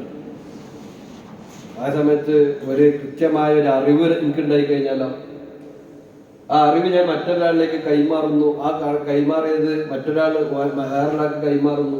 ഇപ്പോൾ നമ്മുടെ നാട്ടിലൊക്കെ എന്താ പറയാ, ഈ മണി ചെയിൻ മാർക്കറ്റിംഗ് എന്നൊക്കെ പറഞ്ഞു കണ്ട് മറ്റും വാങ്ങിയതിന്റെ കൂലി ഇവിടെ കിട്ടും, അവിടെ വാങ്ങിയ ഇവിടെ കിട്ടും എന്ന് പറഞ്ഞാണ് വരുന്നുണ്ടല്ലോ കുറെ ആൾക്കാർ. അത് പലതും തട്ടിപ്പാണ്. പക്ഷെ ഇതിലൊരു തട്ടിപ്പില്ല. റസൂലുള്ളാഹി പറഞ്ഞത് ഓൻ ചെയ്ത അമലിന് ഓൻക്കൊരു കുറവില്ലാതെ ഓൻ എത്രയാണ് കൂലി കിട്ടണം ആ കൂലി അത് പഠിപ്പിച്ച അതിന് കാരണക്കാരനായക്ക് കിട്ടുന്നതാണ്. അതാണ് ഇൽമുൻ നാഫിയുടെ പ്രത്യേകത. ആണ് ഒരു മനുഷ്യൻ മരിച്ചാൽ ആകെ 3 കാര്യങ്ങൾ മാത്രമേ അവന് അവശേഷിക്കുള്ളൂ. ആ അവശേഷിക്കുന്ന കാര്യങ്ങളുടെ കൂട്ടത്തിൽ പറഞ്ഞ ഒന്നേതാണ് നാഫിയായ ഇൽമാണ്. രണ്ടാമത് പറഞ്ഞത് അവൻ ചെയ്ത അമൽ സ്വാലിഹുകളുണ്ട്, അത് അവർക്ക് കിട്ടും. അതിന് വർധനമൊന്നും ഉണ്ടാവില്ല. അവൻ എത്ര ചെയ്തത് കിട്ടും. അതേ സമയത്ത് ഇൽമിനെ പറഞ്ഞെടുത്ത് പറഞ്ഞത് അത് ഖിയാമം വരേക്കും അതൊന്നും അവൻ കിട്ടിക്കൊണ്ടിരിക്കും. അതുപോലെ തന്നെയാണ് ജാരിയ സദഖകളെ കുറിച്ച് പറഞ്ഞപ്പോഴും പറഞ്ഞത്. പള്ളി ഉണ്ടാക്കാൻ, മദ്രസ ഉണ്ടാക്കാൻ ഒക്കെ പൈസ കൊടുത്തിട്ടുണ്ടാവും. ആളുകൾക്ക് വെള്ളം കുടിപ്പിക്കുവാൻ കിണറുണ്ടാക്കി കൊടുത്തിട്ടുണ്ടാവും. പൊതുസമൂഹത്തിന് ഉപകാരം ഉണ്ടാകുന്ന രൂപത്തിലുള്ള കുറെ നന്മകൾക്ക് കാരണമാകുന്ന കാര്യങ്ങൾ എതിർത്തിട്ടുണ്ടാവും. ഇതൊക്കെ കിട്ടും, കിട്ടിക്കൊണ്ടേയിരിക്കും. കിട്ടുന്നല്ല, കിട്ടിക്കൊണ്ടേയിരിക്കും.